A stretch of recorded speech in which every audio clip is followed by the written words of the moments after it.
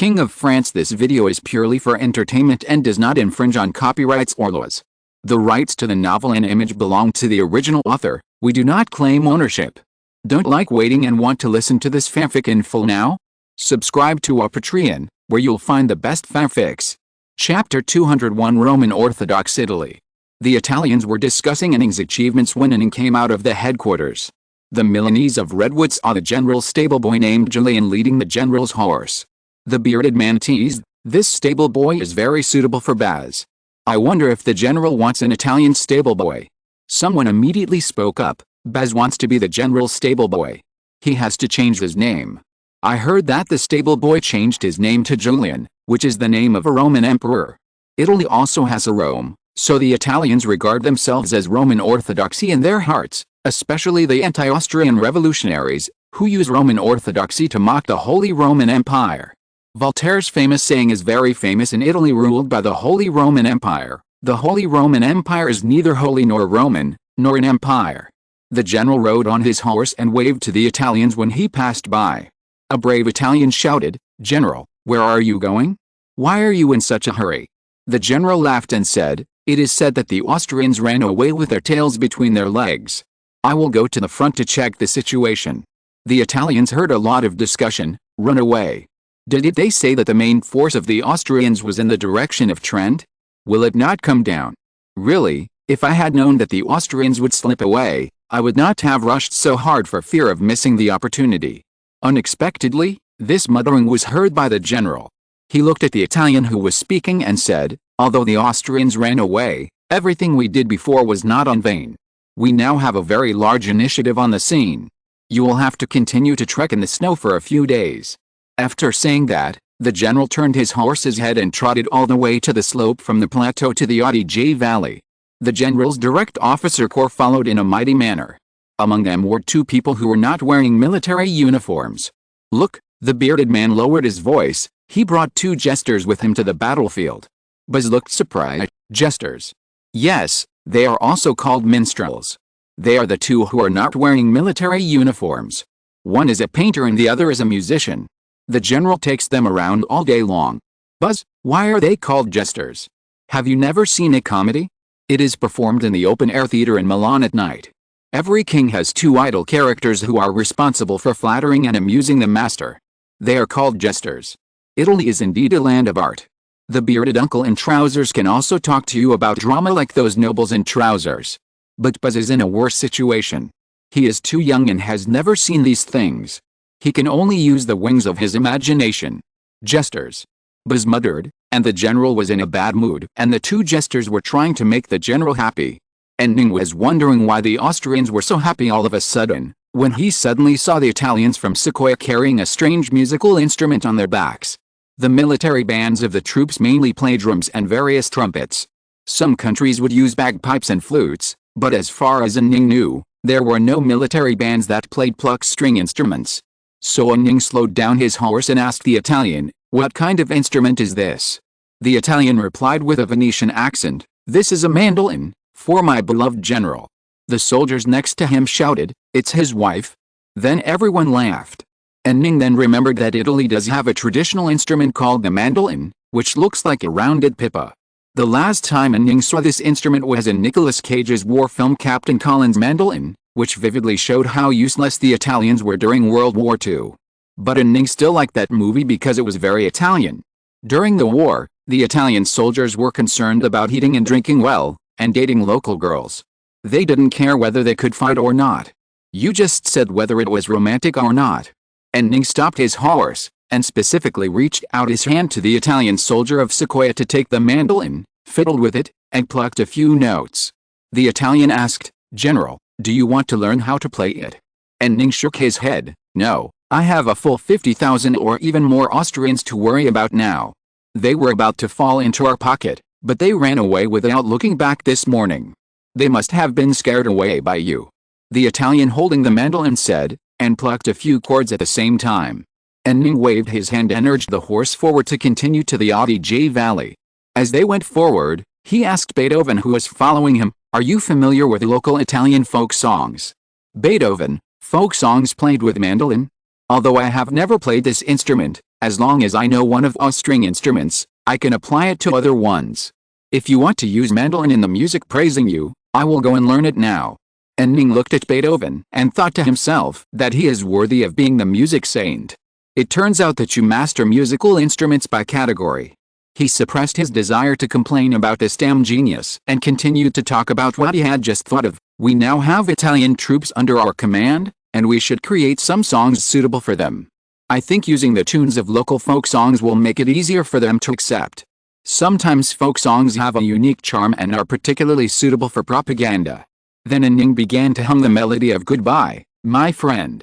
This song was originally a song of Italian guerrillas. In the Yugoslav movie The Bridge, it seems that it was also sung by an Italian guerrilla Zavidoni at the beginning. Beethoven listened to the melody carefully and smiled. It's quite nice. I wonder what the lyrics are. The lyrics that Ning knew were the version that was rewritten by Yugoslavia and then polished by domestic translators, so he hesitated for a while and still did not steal the invention rights of the original lyrics. The Italian guerrillas were going to sing this song to hang Mussolini, and this could not be changed. So Ning chose a safe answer. I didn't hear it clearly, I just heard Bella Ciao. Beethoven, a German, frowned. Bella Ciao? It sounds like goodbye in Italian. I recently attended a salon and the beautiful ladies from Milan said goodbye like that. And Ning raised her eyebrows. Why did you go to the salon of beautiful ladies? Beethoven shrugged. I'm a musician. What kind of answer is that? Do musicians have to attend the salon of beautiful ladies? At this time, Napoleon interrupted and said, I actually tried to write some music. I wonder if you have time to take a look at it for me, Ludwig. And Ning looked at the most capable officer under her and frowned slightly at his idleness. In another time and space, Napoleon liked to write his own crappy novels, or love stories. This time and space is better, he changed to composing music. No, it seems that he also wrote novels. You have a wide range of hobbies, take it. Beethoven looked embarrassed. Okay, I'll take some time to take a look. At this time, the painter David interrupted and said, Sir, let's put the matter of Italian music aside for now. What happened to the Austrians? Why did they run away? And Ning glanced at David. He had actually seen that the painters and musicians were secretly competing with each other, and they were all competing to see who could dedicate their talents to the great general, what they thought. The painter felt that he was being neglected because they had been talking about music. And Ning, this is what we are going to find out. I want to take a look at the traces left by the Austrians myself, maybe I can find some clues. Chapter 202, Celebration Banquet. For the next 2 hours, Ning chatted with his entourage while galloping along the Adige Valley. The terrain in the valley is relatively flat. During the flood season, the Adige River washed out a fairly large flat river beach. Although there is snow now, the speed of the horses is not slow on such a ground. Ning saw the black smoke rising from the burning tents of the Austrian army from a long distance away. Corresponding to the black smoke, the water flow of the Adige River next to it was also much more turbulent. It should be that the burning of the Austrian tents caused part of the snow to melt. At noon, Ning met up with LaSalle, who was out for reconnaissance. Tell me, why did the Austrians suddenly start to retreat? Ning asked LaSalle while patting the horse's neck to comfort the horse that was running hard and constantly tossing its hoofs. LaSalle spread his hands and said, I don't know. I swear the Austrian army seemed to be packing up their tents at a normal pace early this morning, but, by the way, I discovered this morning that someone may have arrived at the Austrian camp from the path in the eastern mountains. I have evidence. Napoleon teased, he has evidence. God, could it be that the Italian woman you slept with last night told you? LaSalle said unhappily, even in romantic Italy, beauties won't suddenly jump out of the forest. Ning, maybe it's the fairy of the lake. After all, you can see Lake Garda if you climb up Mount San Marco. Beethoven laughed. Did the fairy in the lake give LaSalle a knife? Beethoven was a scholar after all, and he knew the story of the holy sword of the lake. Ning, then I suggest calling this sword Undestroyed Lake Light. LaSalle, what? What are you talking about? Fairies and lakes. What does this have to do with the lake? And what about Undestroyed Lake Light you just said? That's Latin, you know I don't understand Latin at all. I'm a Hussar, understand, Hussar. I can't possibly understand Latin. Please apologize to all the Hussars, okay? LaSalle continued to shake his head. Please explain to me in French what you said. My dear sir. Ning thought to herself, I can't do it. If I say undestroyed lake light, it will be translated into Latin. It should be translated into Celtic, but this golden finger doesn't understand. While Ning was thinking this, LaSalle was still arguing. What on earth did you just say? Have pity on me, a rough man. If you don't tell me, I won't be able to smoke comfortably today. And Ning had no choice but to say the undestroyed lake light again. As a result, this time he said Scottish Gaelic, a language very close to ancient Celtic and regarded as part of Pan-Celtic. Gaelic is actually the evolution of Celtic. And Ning was shocked when he said it. The key is that he still knows what language he is speaking. While the translation system is translating for him, it will also instill knowledge related to this language into Ning's mind. Everyone else was confused. No one understood Scottish Gaelic, only Beethoven hesitated and said, "It's a bit like ancient Irish." You know what? Beethoven really guessed part of it right. Ancient Irish also has a certain origin with Celtic. Seeing everyone's curious look, and Ning had to reveal the answer, it's Celtic. I'm talking about Britain, maybe Scotland or Ireland. Anyway, it's the legend there. The undestroyed lake light is the sword of Lancelot under King Arthur, given by the lake fairy. I don't know why, but it seems that the lake elves or fairies in Britain like to forge swords for humans. In addition, it's interesting that the French are not far behind. Roland, the French knight model, also has a holy sword forged by the lake fairy. It's very corresponding, as if they are competing. You have the Night King, I have the Paladin Roland, you have King Arthur's Knights of the Round Table, and I have Charlemagne's 12 Paladins. And Ning briefly introduced the illusion of the unregretted lake light she mentioned, and Napoleon was already full of admiration. Andy, you are really a giant of knowledge. In the Chinese context, sometimes deliberately using honorifics like you gives people the feeling of being sarcastic. But Napoleon was obviously really expressing respect. And Ning shrugged, I just used the time others spent pooping to read. This sentence was taken as Ning's self-deprecating ridicule by everyone, and they all laughed. LaSalle added, then you poop a lot, no wonder your farm is so fertile. There was no chemical fertilizer in this era, and shit was a valuable organic fertilizer. Wherever there was a rural area, there were tall piles of shit. David, oh my god, if you keep talking, I will vomit today's breakfast. LaSalle, ha, I ate 2 dry food this morning and couldn't vomit. By the way, what were we talking about just now? I remember I was reporting something very important. And Ning, you are talking about you found someone who crossed the eastern mountains and reported to the Austrians. Oh, right, follow me. LaSalle got off the horse and walked into the mess left by the Austrians who burned their tents. And Ning got off the horse curiously and followed. The melted snow froze again, making the entire ground very moist. And Ning was careful not to fall while keeping up with LaSalle's steps. Finally, LaSalle stopped at the starting point of a winding mountain path. One of LaSalle's cavalrymen dismounted and squatted at the entrance of the path. LaSalle, my subordinate, was a hunter before he became a hussar. And Ning, a hunter became a hussar? Why not come to my sharpshooter company? The hussar glanced at Ning and said unhappily, Sir, we all use bows and arrows to hunt. As soon as you shoot, many prey will fly away. And Ning, okay, so what did you find? The hunter pointed to the ground, a horse with a lame leg.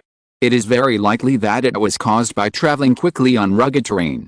This horse is completely useless. It is estimated that it cannot be cured and will be killed for meat. And Ning, so, there was an Austrian riding a lame horse who ran to inform Wurmser, and then Wurmser ran away. And Ning looked at the officers around him, and everyone nodded slightly. LaSalle, and Ning looked at his cavalry king, how many officers under Beulah have been captured? I mean, those who can command a division or so, and whose rank and qualifications are enough to convince Wurmser. LaSalle, Vukshevich, only one. And Ning slapped his head hard, why is it him? In the history of another time and space, Vukshevich was the guy who made Messina suffer a setback. His early morning raid almost blocked Messina in the house of an Italian widow. The future marshal ran away in embarrassment with just his pants on. Later, he had to get an extra set of military uniforms and then command the troops. Ning, Vukshevich brought intelligence, which made Wurmser realize that he was in a dangerous state of division, and then he retreated quickly. Ning punched the tree and cursed, damn it, the duck at the mouth just flew away. Napoleon, maybe Davout can create a miracle. LaSalle, the side that Davout and his men took is not as easy to walk as the river valley side. Even if Davout's marching ability is strong, He can't stop the enemy before the Austrians retreat. And Ning cursed again. Napoleon, in fact, we didn't suffer any loss. We just won a great victory and wiped out Marshal Bulle's army. LaSalle, we also captured the Marshal. I captured him. Napoleon, yes, you captured him. So, Andy, since you can't beat Wormser, let the troops withdraw to rest and hold a celebration banquet. The coldest time in northern Italy is coming soon. If you're listening to this novel on a channel other than Fanfic World, it means they downloaded and uploaded it without effort. We cordially invite you to visit our channel, Mundo Fanfic Novelis. There you'll find the original version of this story and you can explore many other novels of various genres. We're waiting for you to immerse yourself in a world of incredible novels. Chapter 203 Lanna earns his title of Immortal. While General Frost's main force failed to defeat the Austrian main force, Lanz's troops had already entered their fourth day of resistance. Early in the morning, Lanz was patrolling the defense line. The entire position was filled with an unpleasant stench of corpses, because too many people died on the position in the past few days, and there was no time to clean up the battlefield, so the corpses all rotted and emitted a foul odor. The French soldiers who were still guarding the position looked even worse than the corpses, dirty and smelly, with blood all over their faces, looking like ghosts returning from hell. As Rana walked, he joked with the soldiers, "Pim, how are you? I didn't see you yesterday evening and thought you were glorious. Hunter, you are so lucky. I am injured, but you are not injured at all. Old John, poor old man, may he rest in peace in heaven." Most of the soldiers responded tiredly. Occasionally, some of them who still had energy would ask Rana, "Boss, we have been holding out for 3 days. Today is the 4th day. How long does the general want us to hold out? Did the general win the battle? Why is there no news yet? Will we get a lot of rewards when we go back this time?" Rana answered all these questions truthfully, "I don't know, but as long as we hold out, the general will not treat us unfairly." During these days of fighting, Rana has always stood in the most intense place of the battle and at the forefront. The soldiers gave him a nickname, the Immortal Man, because there were many times when Rana was the only one left on the entire battlefield. Secretly, the soldiers had already spread the word that Rana, like the general, was a thorn in the eyes of the god of death. In the past, the soldiers were still wondering how a dying apprentice, who joined the army not much earlier than everyone else, could become the division commander of the big guys. Now there is a new explanation for this matter. As the enemy of the god of death, the general can naturally see who has the trait of immortality, so he reused Lanna. Led by such an immortal division commander, this group of people stayed here and blocked the attack of tens of thousands of Austrians.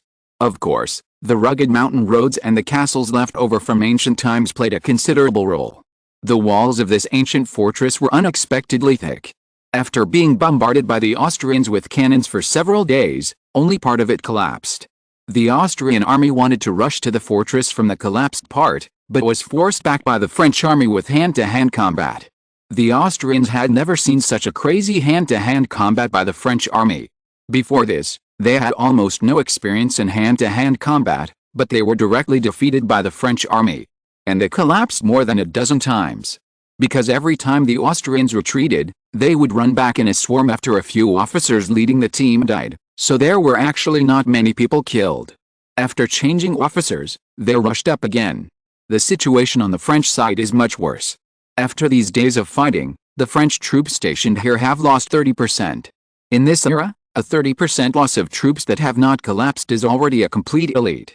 If it were not for the measure of washing wounds with alcohol that General Frost forcibly promoted, which greatly reduced the probability of injuries and casualties in the troops, the French losses would have been higher at this time. But now, this loss may not be able to be maintained, because the French army has run out of wine. The wounded yesterday had no wine to wash their wounds, so the French losses yesterday were higher than the previous few days combined. In the French army's rear medical clinic, the doctors are now doing their own job with ease, sawing off hands and feet. In addition to the lack of wine, the ammunition supply is almost running out. When Lanz ordered the ammunition to be counted last night, he found that most of the army had only a few bullets left, and the logistics team's baggage trucks had long been empty. The ammunition brought by the transport team from Brescia this morning was divided equally among the entire army, and each person could only get 2 bullets. Today, the Austrian army will continue to attack. The French army may only be able to shoot for half an hour, and then they can only rely on bayonets to stop the Austrians. When Lanz was inspecting the position, someone asked worriedly, "Boss, what should we do when we run out of bullets later?" Lanz glanced at the person asking the question, tightened the bandage on his head with his hand, and then answered in a firm tone, "The order given to us by the general is to hold on here. Since there are no bullets, we can only use this life to complete the general's order. Of course, I won't force you. You have done well enough. Even if you run away now, you are worthy of the title of warriors. So when the bullets run out later, you can run away. But my choice is to stay here, hold up the bayonet, and charge the Austrians. The Austrians have bullets. After killing them with bayonets, grab the bullets and use them." Someone among the soldiers shouted, "Anyway, they don't need so many bullets." These cowards rushed up and retreated after firing a few shots. The soldiers laughed. Lanz also had a smile on his face. "Yes, that's what happened. In the battles these days, I found that the Austrians are actually cowards. As long as a few officers are killed, they will flee." The soldiers immediately agreed with Lanz's words with words like "yes" and "that's right," which sounded like they were making a fuss. Lanz continued, "Because I was the captain of the training team before, I had many opportunities to meet the general. His Excellency the General said that our troops that have gone through the Great Revolution are different from the armies of other monarchies in Europe." A soldier below interrupted, "Of course they are different. We fought for 3 days under the leadership of a dying apprentice." The soldiers all laughed. Now the dying apprentice is no longer a derogatory term in the soldiers' mouths. Lanz used his bravery and fighting skills to turn this into a nickname among the soldiers. The soldiers instinctively felt close to this nickname because they were carpenters, painters, bricklayers and other craftsmen before joining the army. The composition of the revolutionary French army was the civilian class in the city. They had a natural and class-based closeness to the commander who was a dying apprentice. Of course, Lanz did not understand all this, but he did not dislike this nickname. He continued to say to the soldiers, "Yes, the general looked down on our enemies, saying that they were just a group of animals driven by noble masters. As long as the noble masters were defeated, they would collapse. Now I know that the general is right. The enemy is not scary. Even if we run out of bullets today, we can still defend this fortress with bayonets." The soldiers agreed, and then someone shouted, "Long live France!" So everyone shouted together, "Long live France!" Everyone's face was filled with pride. This was true, heartfelt pride in their own motherland and nation. This was something brand new in Europe, where kingdoms were everywhere. It was something that none of the kingdoms, whether they were enlightened or conservative, had ever had. It was a new thing called nationalism. In the next few decades, the emerging nation-state of France would launch a dimensionality reduction attack on the outdated armies of the European monarchies. The cheers of the French army drifted with the wind to the Austrian barracks at the foot of the mountain. The Austrian commander, Sir Ferdinand, frowned. "Listen." The knight's chief of staff asked in confusion, "What?" "Listen to their shouts." Ferdinand said, "We have been attacking fiercely for 3 days, and our own morale is almost exhausted. I walked in the barracks and saw only sad faces. But they still have such high morale." The chief of staff looked at the fortress on the top of the mountain. "Yes, it's hard to understand. Ferdinand, I feel that the French army we are facing is something completely new, and it cannot be measured by our previous experience. I have participated in many wars, and the enemy armies I encountered before, whether they were Prussians or the French king's army, did not show such characteristics. Chief of staff, is it because they are commanded by a dying apprentice, and the commander-in-chief is a leatherworker? God knows." Ferdinand shook his head. "In short, they are different from our army. I have a hunch that they and their leatherworker commander will make the whole of Europe tremble." Chief of staff, "Then, we report this to Marshal Wurmser." "No. How can we report this?" Ferdinand said angrily, "We can't report it like this. Just say that the French army in front of our allies has 15,000 people, just like before. The French army relied on fortifications to resist our attack for 3 days, that's it." Chief of staff, "That's the same as yesterday. In fact, this is not a rare thing. It is much better than reporting that you were blocked by 5,000 French troops." At this time, someone reported loudly, "The herald from Trent." "Bring it," Ferdinand said. So the messenger came forward and handed the message to the general. "Let me see, retreat."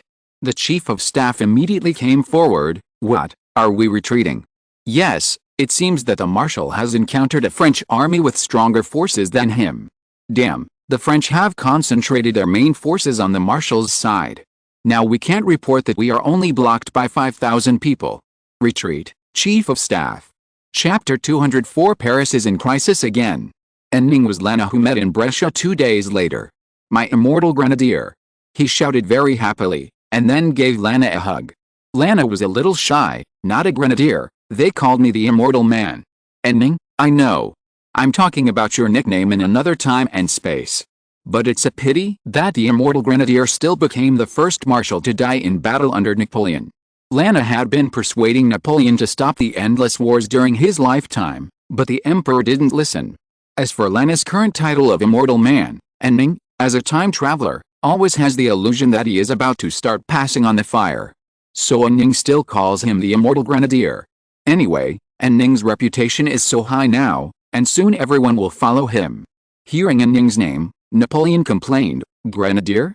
I remember there are no grenadiers in our arms, right?" "Yes, there's not a single grenadier in Ning's troops now." "And Ning, I say this because grenadiers have the attributes of elite troops. The most important thing for grenadiers is physical strength, because the hand grenades of this era are very heavy, just like lead balls. Grenadiers have to carry a bag of this thing to the front line and throw it a sufficient distance, so grenadiers are all big and strong guys. Although this era has entered the era of firearms, the killing efficiency of firearms is a bit low, and the big and strong grenadiers still have a huge advantage in hand-to-hand combat. Therefore, the grenadier troops of various countries are basically elite infantry. Some grenadier troops are just honorary titles, but they are actually elite infantry troops. So Ning called Lanz a grenadier, which in his opinion was just a historical joke, but in the eyes of others, it was equivalent to saying that Lanz was in Ning's guard. Therefore, Napoleon came out to complain at this time, which was somewhat a bit of a stroke of favor. So Berthier looked at Napoleon meaningfully. However, Ning didn't know so many intrigues, he was just playing a historical joke. A little fun for military history enthusiasts, understand. After hugging Lana, Ning looked at the bandage on Lana's head. "Are you injured?" "Yes, I was grazed by a bullet." Lana replied, "It's not a big deal." Ning laughed and said, "Now we are the same, I was also grazed by a bullet on the forehead.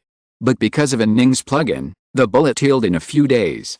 Lana's bandage will probably be wrapped for a few days. Lana, by the way, General, the method you recommended to wash the wound with wine is really very useful. We had enough wine in the first 2 days, but it was gone on the 3rd day. As a result, the casualty rate increased all of a sudden, which is visible to the naked eye. It is clear that the Austrian attack was a little weak on the 3rd day." Lassalle joked, "What, you are facing the attack of an enemy that is 3 or 4 times your size, and you can actually say something like the Austrian attack is a little weak? My God, this is the best mockery of the Austrians." "Lana, I'm just stating the facts." "State the facts." Davout shrugged. "Do you know how to use such complicated words? Generally, it is impossible for an apprentice in a dyeing factory to use such flowery words as stating facts. After all, civilians mainly learn knowledge through Sunday schools, and these schools do not teach such words at all." And Ning teased, "Don't mind, immortal dyer. Our immortal bald man didn't get to fight this time. He is very resentful." Everyone laughed again.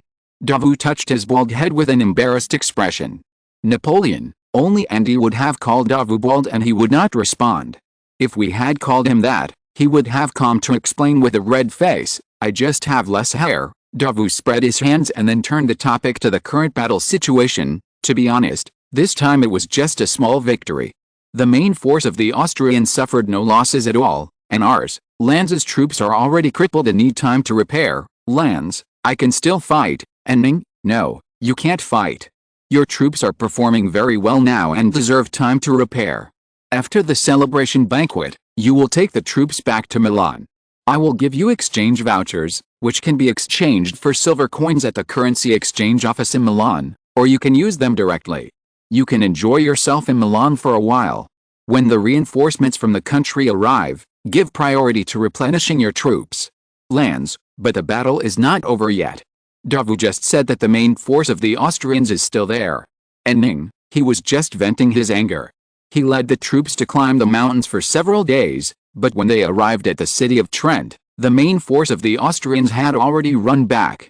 He attacked for a while, suffered heavy losses, and then withdrew. Lassalle said, "Our Brigadier General Davout has never been humiliated like this. Davout, in fact, if we continue to attack, I should be able to take Trent. Our army's morale is high, and the Austrians have just retreated from the Adige Valley and are very tired." And Ning interrupted Davout, "What nonsense are you talking about? Where's your logistics?" The part where Davout attacked was a mountain road, and it was difficult for the baggage carts to go. Basically, Davout could only rely on the supplies brought by the troops to fight for 1 or 2 days, and then he had to retreat. Trent was a mountain stronghold that the Austrians had operated for many years. Although the terrain made it impossible to build a bastion, it was not an easy task to conquer it. So Ning's decision to let Davout retreat was undoubtedly the right one. Davout was silent for a few seconds and sighed. "Yes, your opinion is correct. That's really unlike you," and Ning said, "I thought you would be as rational and precise as a machine. Davout, I was expecting a hearty victory like Lafayette. It's good to desire victory, but you can't lose sight of the big picture because of your excessive desire for victory. Sometimes, not losing is more important than winning a big victory." And Ning taught. After saying that, he was a little secretly happy. "Oh my God, I was actually educating Davout, a French martial godlike figure. This is the essence of time travel." Davout nodded. "Isn't it more important to remain undefeated than to win a great victory? I'll keep it in mind." And Ning, "Well, let's celebrate. The Austrians have been defeated. We have occupied the Mincio River line and surrounded the Mantua fortress. The situation in the whole of Italy is stable and improving. We have sufficient manpower and tax sources. Next spring, we will definitely win a great victory." At this time, a staff officer opened the door in a panic and whispered a few words in Berthier's ear. Napoleon noticed this and asked, "What's wrong, Berthier? You look very serious." Berthier nodded. "Yes, the news just received is that the French army was defeated on the Rhine front, and the Austrian army is heading straight for Paris." And Ning's mouth opened wide. "What the hell? Paris is in crisis again?" Chapter 205. Wellesley is now a love-brained. 1792, Rhine front. Karl Ludwig Johann Joseph Lorenz rode on a white horse, watching his soldiers collecting weapons and ammunition from a large number of French prisoners. After a day of fierce fighting, the wilderness was full of burning flames and rising smoke. Austrian soldiers were patrolling among the French corpses on the ground, looking for French battle flags that might have been lost. Confiscating military flags was an important means of counting how many enemy troops were defeated in this era. Generally, the capture of a military flag meant that one of the enemy's troops was disbanded. This was mainly because the organization and morale of the troops in this era were low. Losing a military flag generally meant that the officer structure was disbanded, and the troops were generally difficult to organize again. However, due to the awakening of nationalism, the French Revolutionary Army could not actually use this method to estimate the losses of the French army. Even if the French Revolutionary Army's system was disbanded, they would still return to their own units under the influence of patriotism and nationalism. However, the military strategists of various European dynasties did not realize this, so they were puzzled for a long time, wondering why the French army was endless and could not be defeated. In the eyes of these people, the French army had been annihilated long ago, and the French Revolution had failed. Yes, this is what Archduke Karl's staff think now. The chief of staff came to the Archduke and said in a congratulatory tone, "Sir, you have achieved a great military victory." The Archduke raised one hand to stop the chief of staff from continuing. "It's not me. The commander-in-chief of this battle is Marshal Alvinzi." The chief of staff was a little embarrassed, but still persisted in flattering him. "But we all know that it was your outstanding command. I say it again, the glory of the victory belongs to Marshal Alvinzi." The chief of staff curled his lips and finally accepted this statement. "You are right, the victory belongs to Marshal Alvinzi." Archduke Karl nodded. "Now my brother should be satisfied. No matter how glorious the victory of Frost in northern Italy is, it is not worth mentioning compared with our victory on the Rhine station." The chief of staff smiled and said, "The cobbler was just lucky. But the facts prove that God is still on the side of our Holy Roman Empire. The glory of the Habsburg is still there.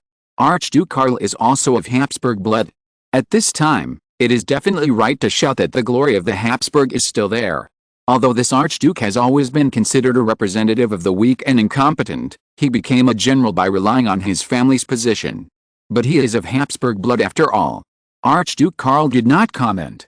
He looked into the distance, looking towards the direction of Paris. Now, this war can be over. The French will definitely not be able to organize so many troops this winter. We can go straight to the capital of France, the pearl of Europe, Paris.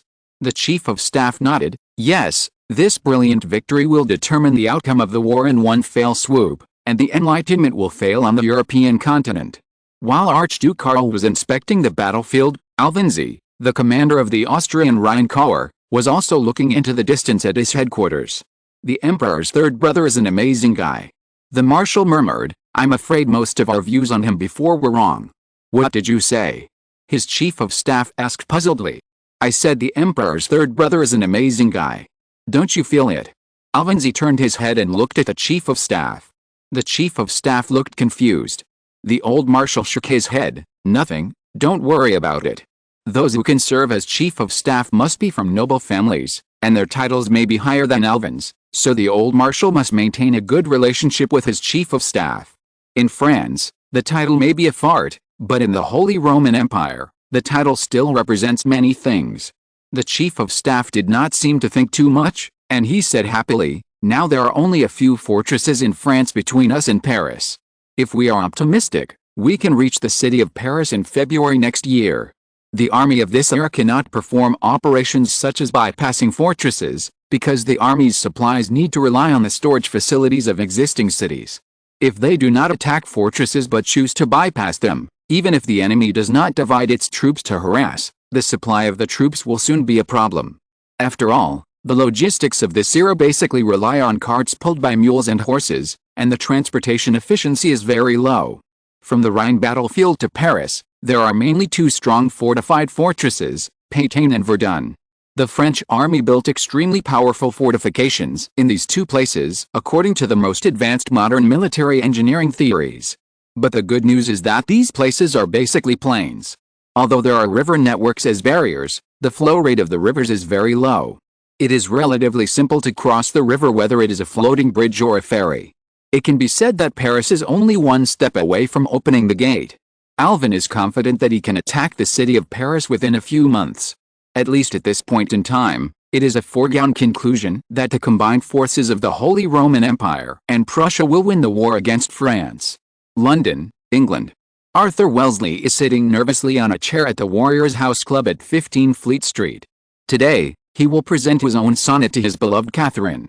For this reason, he has recited the poem in his heart many times, and every syllable has been carefully considered. He also brought his violin and left it with Mr. Willie, the club's butler. If Catherine likes this poem, he can further propose to play a song on the violin. Arthur Wellesley's eyes fell on his Catherine from time to time. Oh my God, she was so beautiful, so moving. Because of this, Arthur hardly listened to what the gentlemen present were discussing, such as the great victory of the Austrians on the Rhine, the possibility of Austria's dominance in Europe, and the fact that Britain had to correct its position and stand with France. Arthur Wellesley didn't listen at all. This was normal. He was not highly evaluated at the cavalry school in Angers, and no one thought that he would have great achievements in the military in the future. The instructor in Angers commented on Wellesley, he is physically weak, not focused on his studies, and spends more time on his beagle than on military courses. This is basically true. More than 5 years after graduating from the military academy, Wellesley has been focusing on serving as an assistant to the British governor in Ireland, and has basically not worried about his military affairs in the 18th Light Cavalry Regiment. The military position brought Wellesley only a meager income, which was not enough to support Wellesley's expenses in social events, so that he had to borrow money from his landlord. But what does that matter? Now Wellesley is only thinking about his Catherine, the beautiful Catherine. Hey, Arthur. At this time, the young lieutenant at the same table poked Wellesley on the shoulder. Let me ask you, what do you think of the Austrians' victory? Wellesley asked puzzledly, what do you mean? The Austrians' victory? Aren't the French always winning? Did that guy named Frost beat the Austrians to pulp? Oh my God, Arthur, this is old news. Frost has won many victories in Italy, but the Austrians won a resounding victory on the crucial Rhine front. It was won by Marshal Alvenzi. Wellesley stammered in response, so, when did you get the news? We were discussing this morning. What do you think? What do I think? Wellesley was stunned for a few seconds. France has always been our opponent, hasn't it? The Austrians won, it should be a good thing, right? How can it be a good thing? Arthur. France is a constitutional monarchy like us. This is a failure of the constitutional monarchy. I think we will stand with our fellow constitutional monarchs next. Yes, and the Austrians have won too much? They might restore the glory of the Holy Roman Empire. Prime Minister Pitt will not allow a de facto superpower to emerge on the European continent. Not really. Even if the Austrians win a lot, don't they still have Prussia and Russia to check them? The young officers at the table started to discuss again. Only Arthur Wellesley looked at her Catherine absent-mindedly. I wonder if I will have the chance to give her my sonnet today. The future British general only has his unstarted love in his mind. He still doesn't know what kind of intersection he will have with a leatherworker named Frost. Chapter 206. General Frost had long hoped for this. At this time, Paris was in chaos. Rich merchants were trying to leave Paris with their families and their property, but the citizens of Paris thought that they were surrendering and betraying Paris, so they spontaneously organized to block them. Since the beginning of the revolution, the masses of Paris have been armed, and almost every household and every trousers man has more than one weapon hidden. So there were constant gunshots throughout the city from morning to night, and everyday rich people who wanted to escape were hung on the lampposts in Paris. Everyone was looking for reasons for the huge defeat of the French army. Why was Frost in Italy invincible, but Dumouriez in the Rhine lost so badly? There must be a reason. So a logical inference emerged. The same French army was able to defeat the enemy with fewer troops in Italy and won consecutive victories, but lost in the Rhine. It must be because there were traitors who didn't want the French army to win. In addition, the news that the Austrians were going to massacre the city after entering Paris came from nowhere. Under the pressure of fear, the Parisians began to eliminate the traitors they thought of like crazy. The old nobles who had correspondence with foreign countries were the first to be affected, followed by wealthy merchants and bankers. Anyway, someone had to be responsible for the defeat of the French army. This accelerated the escape of the old nobles and big merchants, and many people did not hesitate to use secret passages to secretly escape from the city of Paris. For the people of Paris, this became the most favorable proof that these people were traitors. If they were not traitors, why would you escape? So the huge city of Paris was immersed in blood and terror every day. At this time, the parliament not only did not stop the terrorist stabilization situation, but stood up to promote the whole situation. Danton gave a speech in the parliament on December 20th. This Paris has always been lurking with enemies. Those old nobles have only pretended to stand on the side of the people from the beginning. Their general representative, the King of France, has already fled to Austria. Who can guarantee that His Majesty the King now has no intention of running to Austria? As soon as Danton finished speaking, Mr. Philip Equality below stood up and objected loudly. No. My son is not an enemy of the people. Me neither. I have always stood on the side of the people. You see, I even changed my name to Philippe Equality. No one supports the tricolor flag more than me, and no one is more revolutionary than me. Danton stared at the Duke and snorted rudely. Who knows? If changing your name can prove your loyalty, everyone would have changed their name long ago. And think about it, the series of bills proposed by the Parliament these days are aimed at promoting the Quinta model throughout France, but these bills are all stuck with the King. In my opinion, the King is the biggest traitor. We must immediately search the King's bedroom, confiscate all documents and letters, and set up a special committee to review these. Immediately, a representative of the Plains faction stood up and objected loudly. I object. How can you be so unreasonable to His Majesty the King? Danton, you actually object. I think you are also a traitor. France is already in danger. At this time, only terror, thorough terror, can completely crush the various traitors entrenched in the country and save France. You are slandering me. Someone immediately stood up and said angrily, I think you are the enemy of France. After the bloody suppression, a clean France will be presented to the Austrians. Danton was about to refute, but Marat stood up. We are friends of General Frost. We are the general's backers in Parliament. The general has been winning victories for France. Just imagine, if the general was on the Rhine front at the beginning, how could there be such a failure? Then the question is, who squeezed the general to Quinta? Who is it? Whoever squeezes the general is the enemy of France. After Marat finished his speech, someone stood up slowly and said, Mr. Marat, you are not a formal member, you have no right to speak here. Because members of parliament could not be re-elected for the bill proposed by Robespierre, Marat, who was a member of the previous term, could not be elected this term. However, the Jacobins who held power in the parliament had established an observer system. Because of the great popularity of the Friends of the People among the people, Marat returned to the parliament as an observer. For this reason, the opposition in the parliament often talked about this matter and attacked the Jacobins in power. Some former Girondists also took the opportunity to fight for the right to attend the meeting as observers. This has always been a contradiction in the parliament, but now it has been intensified against a backdrop of the emergency on the front line. Marat, am I not here to tell you what the people think? Marat turned to the Parisian people who were listening in the stands on both sides of the parliament. Because of the emergency at the front these days, anxious people flocked to listen to the parliament meeting in groups, and the stands had long been filled. Not only the stands, but every window of the parliament hall was filled with anxious people. Marat shouted to the people, "The French want General Frost to come back and punish the traitors who excluded the general. Parisians want to see their enemies bleed like a river." The crowd cheered. Sometimes it is like this, whoever can get the cheers of the audience is right. Amid the cheers, Robespierre stood up. The incorruptible was still wearing his iconic green coat, but he wore a new wig, looking more majestic and solemn than before. Robespierre walked to the podium, and Danton immediately made room for him. He glanced at the hall and said in a loud voice, "Now, there are two urgent matters. First, to completely liquidate the traitors and the hidden traitors. The second is to welcome General Frost back to Paris and let him take charge of the defense of Paris." In addition, Frost has long described the source of the power of the French Revolutionary Army. He believes that the autonomy of citizens is the source of our army's power after the revolution. Do you understand? Fellow citizens, they are our strongest and most powerful weapons. So in order to deal with this terrible situation, I think a conscription bill should be passed, and every citizen should go to the front line to defend France. I have calculated that if this bill is passed, it should allow us to quickly recruit more than 300,000 new troops. The whole hall was in an uproar. The parliamentarians, as well as the citizens watching on the stands and windowsills, were all talking about it. Robespierre asked sternly, "Why don't you want to defend France?"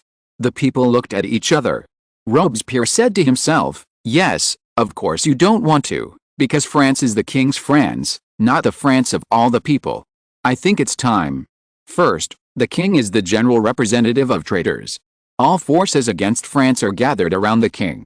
Second, in order to inspire the citizens' desire to fight, France should become the France of all French people. For this reason, we must make the king a part of eternal history. France should become a republic."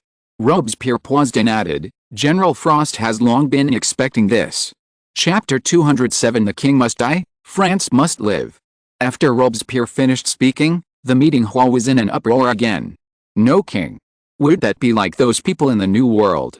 A congressman immediately stood up and said, "We just chose to become a constitutional monarchy not long ago, and now we are about to become a republic.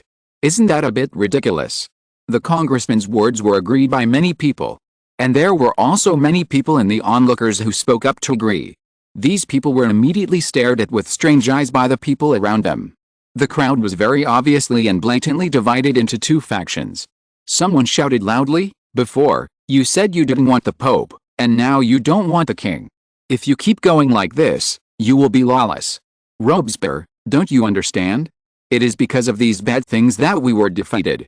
Now the whole of France is in danger. Facts have proved that what we need now is a thorough revolution. Get rid of all the old and bad things. Britain has given us a hint in history. The British Revolution was victorious only after the king was hanged. Now, although we don't have a Cromwell in France, we can still hang the king." Philip said tremblingly, "Well, as the father of the current king, I object. What's wrong with my child? You helped him to the throne, and now you are talking to yourself and want to hang him. You just need someone to be responsible for the failure." Danton slammed the table and said, "This is not a question of responsibility, but a question of whether the revolution is thorough or not. The southern part of France controlled by Frost has formed a de facto republican system, and only the republic can save France." Danton's words aroused widespread approval. Then a handsome young man stood up and shouted, "Friends! Now our motherland France is in danger. If saving France requires us to hang the king and hang the traitors, then we will hang them. If a Ning was here, he would definitely exclaim. Yes, because this handsome guy is the archangel of the revolution, Saint Just, who is famous for his handsomeness. Saint Just's speech further intensified the contradictions between the two sides and made the argument more heated. Finally, the Jacobins gradually gained the upper hand. The parliament reached two consensuses. First, large-scale conscription to save the motherland. Second, a comprehensive liquidation of the enemies of the motherland, traitors. After a day of debate, Robespierre spoke for the 11th time, setting the tone for the day's debate. Ladies and gentlemen, the facts are very clear. The traitors headed by the king must be liquidated, the king must die, because France must live. It was a week later that the news reached Italy. And Ning was shocked. What the hell, Robespierre really said this? Barras nodded. The news from Paris would basically be sent to Barras first, because he was the special envoy of the Paris National Assembly in Italy. Yes, Mr. Robespierre said so. And Ning pursed his lips. Of course he knew Robespierre's famous saying. The original version in another time and space was Louis must die, the Republic must live, which was Robespierre's speech when he was arguing whether to execute Louis V. And Ning did not expect that after history had deviated so much, it would actually return to its original course in this way. It seems that the situation in Paris is really complicated. The people of Paris decided to liquidate the domestic opposition first because they were afraid that the opposition would take the opportunity to liquidate after the Austrians invaded Paris. In addition, there is the conscription bill. And Ning remembered that in real history, it was because of this conscription that the conflicts in Vendée and other places were completely intensified, igniting the flames of the Vendée rebellion. Barras looked at Ning's expression and asked puzzledly, why, are you not satisfied with the result of moving towards a republic? Yes, after all, the current king is the son of the Duke of Orleans, and the Duke of Orleans is your benefactor. And Ning shook her head repeatedly, no, no, no, I'm worried that such extreme measures will lead to the complete division of France. Already facing a powerful enemy, they still take such extreme measures. What on earth are Robespierre and his gang thinking? And Ning still thinks like a Chinese. Modern Chinese have been baptized by that era, and their thinking habit is that when facing a powerful enemy, they should first unite to resist the foreign enemy. This is the wisdom that person left to contemporary Chinese. But the French obviously do not have this wisdom. Facing foreign enemies, they decided to clear out internal opposition first. And Ning, taking such radical measures will lead to domestic division, which is not conducive to resisting the Austrians. Barras looked puzzled, because he was not sure of Ning's inclination, so he chose to remain silent. But Napoleon did not have so many concerns. It doesn't matter, anyway, we have to liquidate the royalists, and it's just the right opportunity to liquidate them thoroughly. And Ning, now that my internal situation is in chaos, how can I deal with external enemies? There are only 2 fortresses left between the Austrians and Paris. That's easy. Napoleon said confidently, why don't you go back? And Ning was shocked, I go back? You said it as if I could make the 200,000 Prussian and Austrian coalition troops stop fighting if I go back. Napoleon said confidently, the more critical the situation is now, the greater the benefits will be after you go back and drive the enemy away. If you go back now and drive away the enemy, think about it, you are the Cromwell of France, the Caesar of France. And Ning frowned and teased, should I take the opportunity to change my name to Gaius? Caesar is the surname, and the given name is Gaius. The Roman fans would be ecstatic about this joke played by Ning. No problem. So the Roman fan Napoleon was very excited, if you change your name to Gaius, I will change my surname to Octavian. And Ning, then I will be stabbed to death with a knife by Robespierre in the parliament, right? No, if it was Robespierre, he would probably use the guillotine? What kind of historical fusion? Napoleon laughed, then don't do it. I hope and you will live forever. You are my best friend and mentor. At this time, Barras finally understood Ning's inclination, so he boldly said, so, you are going back to Paris? You are finally going back to Paris. And Ning curled her lips, this. If I don't go back, is it possible to defend Paris? After asking Ning, she regretted it, thinking what am I doing, I'm not a real military genius who can turn the tide as soon as I return to Paris. However, after the question was asked, Barras was ecstatic, only you can defend Paris. There is no doubt about it. Chapter 208 Return to Paris. And Ning touched his chin and paced back and forth in the room. To be honest, He didn't want to go back, because he was familiar with the whole process in Italy. After all, he was familiar with Napoleon's military history. Napoleon had basically fought major battles in key locations in Italy, so Ning was not important. After returning, he mainly faced the Rhine direction. There were few major battles in Napoleon's military history in this direction. After all, the French army had taken over the Low Countries very early in the war with the anti-French alliance. When Napoleon came to power, the Netherlands was already a French sphere of influence. Austerlitz was certainly a big battle, but it was a battle that took place deep into Austria. If you really want to count, the only large-scale war that Napoleon had fought in this area was Waterloo. Choosing to return to Paris to preside over the defense of Paris at this time is basically equivalent to breaking away from the guidance of Napoleon's military history and starting to go his own way.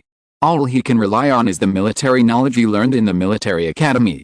As for the experience gained from playing games in his previous life, it is of no use at all.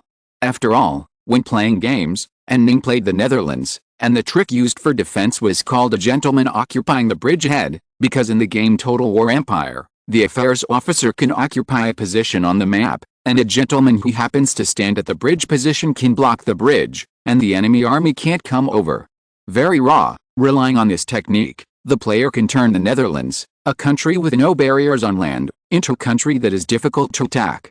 This experience is of no use at all. But if I don't go back, what if Paris is lost? In real history, after Paris was in danger, it relied on the 700,000 Republican troops organized by Lazare Carnot to push back. So Lazare Carnot occupies the position of Ziohe in French history, ensuring the undefeated Republic, but now Lazare Carnot has been taken away by Ning Mao, and no longer belongs to the Republic. Then the group of people in Paris were busy fighting internally, and they had to recruit soldiers and execute the king to anger the opposition, and France was about to split. Maybe it really couldn't stop the Prussian-Austrian coalition. After Paris was captured, it was difficult to defend the south of France because it was a large plain with no strategic location to defend. When France was attacked by the Germans, Paris surrendered after being in danger. This was because when facing the enemy from the north, southern France really had no place to struggle. Moreover, Paris was the economic center of the whole of France. Although there were a series of prosperous commercial cities in the south, they were still a little worse than Paris politically. Losing Paris would really be difficult. It was impossible for southern France to be independent with the territory of the old kingdom of Aquitaine. Although some people in Aquitaine would still joke that they were Aquitanians, not French, in fact, the local people's national identity had long been French. Now the Jacobins were in power in Paris, and his friends in the Jacobins would definitely expect him to go back to Paris. If he really didn't go back, the prestige he had accumulated in France in the past 2 years would probably be wiped out. And Ning thought about these things. Not only did he think about these things, but he was actually a little impulsive in his heart. What if he could actually fight well?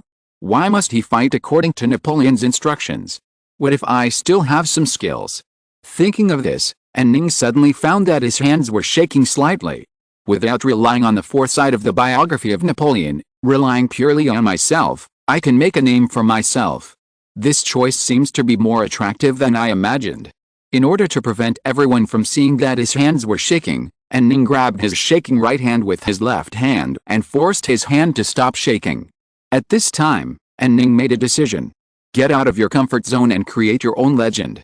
Since you are going back to Paris, you have to think about who to hand over Italy to. Ning's first idea was to hand Italy over to Napoleon. After all, in real history, Napoleon built his foundation in Italy. If Napoleon is left in Italy, he might be able to replicate the historical results, fight to Vienna, and force Austria to cease fire. But the problem is that before Napoleon was in charge of Italy in real history, he first obtained the rank of Major General. In this era, the military rank of Major General is the top, and the ranks after that are all honorary ranks. The troops that a Major General can command are no different from those of a Lieutenant General. A Major General can serve as a corps commander. Napoleon first got the rank of Major General, and then naturally became the commander of the Italian army. Now Napoleon is not even a brigadier general, but just an artillery commander under Ning. Many people will not accept him commanding Italian officers. After all, Ning himself is famous now, while Napoleon is not famous yet. From this perspective, it is not appropriate to let Napoleon be the commander of the Italian army. In addition, and Ning has her little selfishness. Since I am ready to create my own legend, is it not appropriate to let Napoleon discover his destiny and then decide to become an emperor? What if Napoleon achieves the same great feat in Italy as in history and fights to Vienna, and he wants to become an emperor later and regards me as a stumbling block, isn't it? And Ning thought for a long time and decided to take Napoleon with him. It would be good to let Napoleon lead an army under his own hands in the future. As for Italy, it turns out that it can only be handed over to Davout.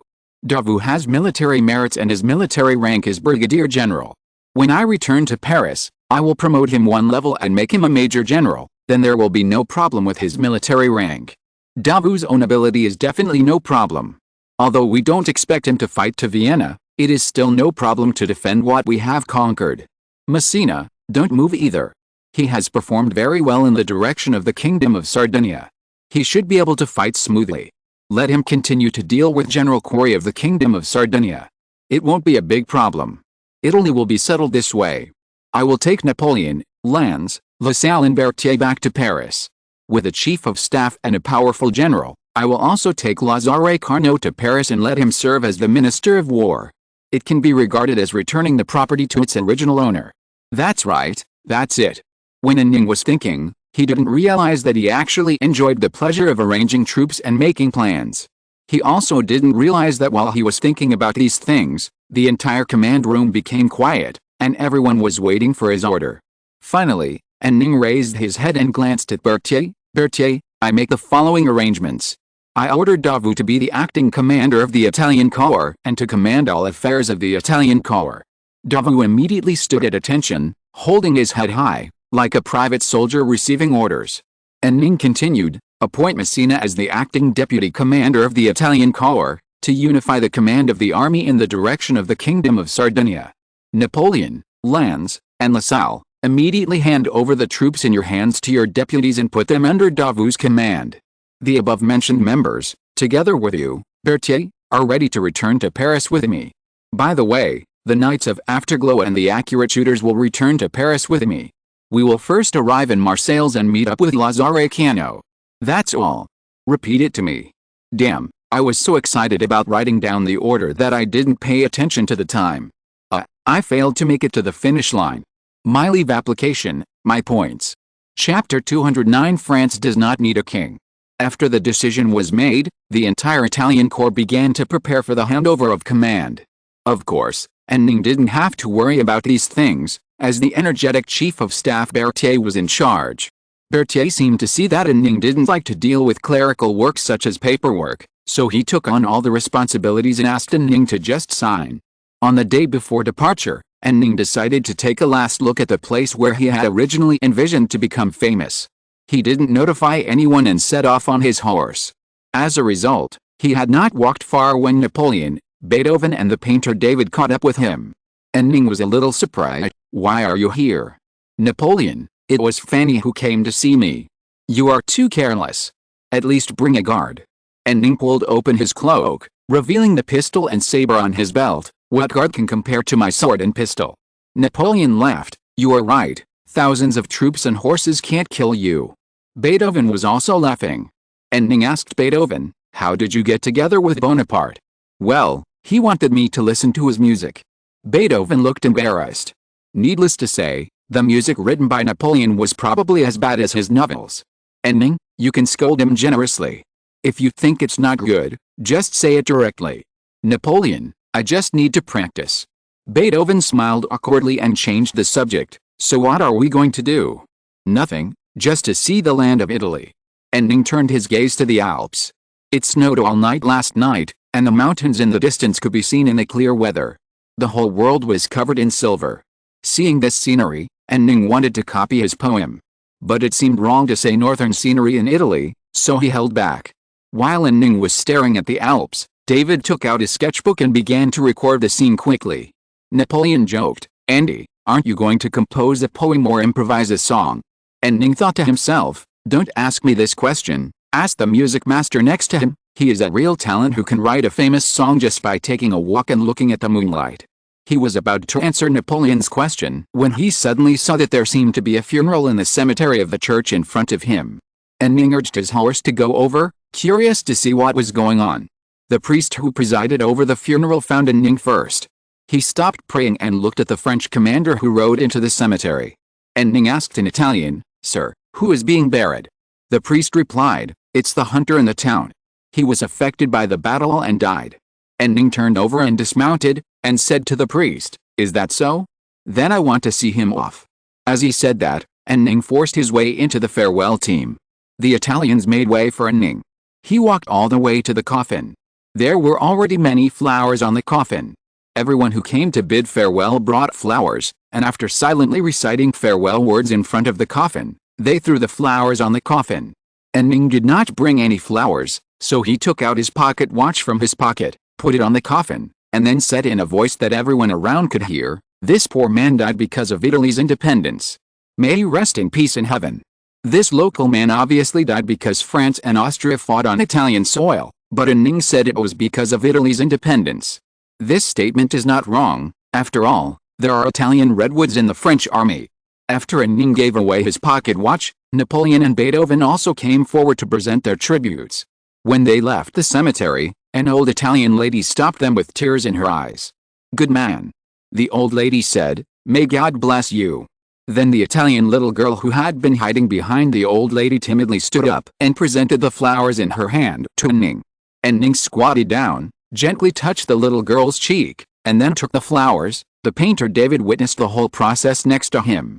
The day after this episode, Ning set out to return to France. Although Marseilles was not in Ning's hometown, after more than a year of operation by Lazare Carnot, and with the continuous news of Ning's success on the front line, the whole city welcomed the return of Ning with amazing enthusiasm. The citizens of Marseilles blocked the roads into the city just to catch a glimpse of the famous general who had won consecutive victories in Italy. Before entering the city, Ning changed his means of transportation from a carriage to a horse so that the whole city could better watch. You ask why he didn't ride a horse the whole way? This is to ask Lassalle, who insisted on riding a horse all the way back instead of a carriage. He had been bleeding for several days. Unfortunately, there was no Ma Yinglong in this era, and Lassalle could only bear it, grinning every time he sat down. The king of Hussars, who claimed to live his whole life on horseback, was like this, so Ning naturally chose a carriage wisely. After changing to his big white horse around Marseilles, he even joked with Lassalle happily, "My Hussar king, why don't you sit on the saddle, but on the horse's butt?" Lassalle, you ask even though you know the answer. Forget it, this is the fate of every Hussar.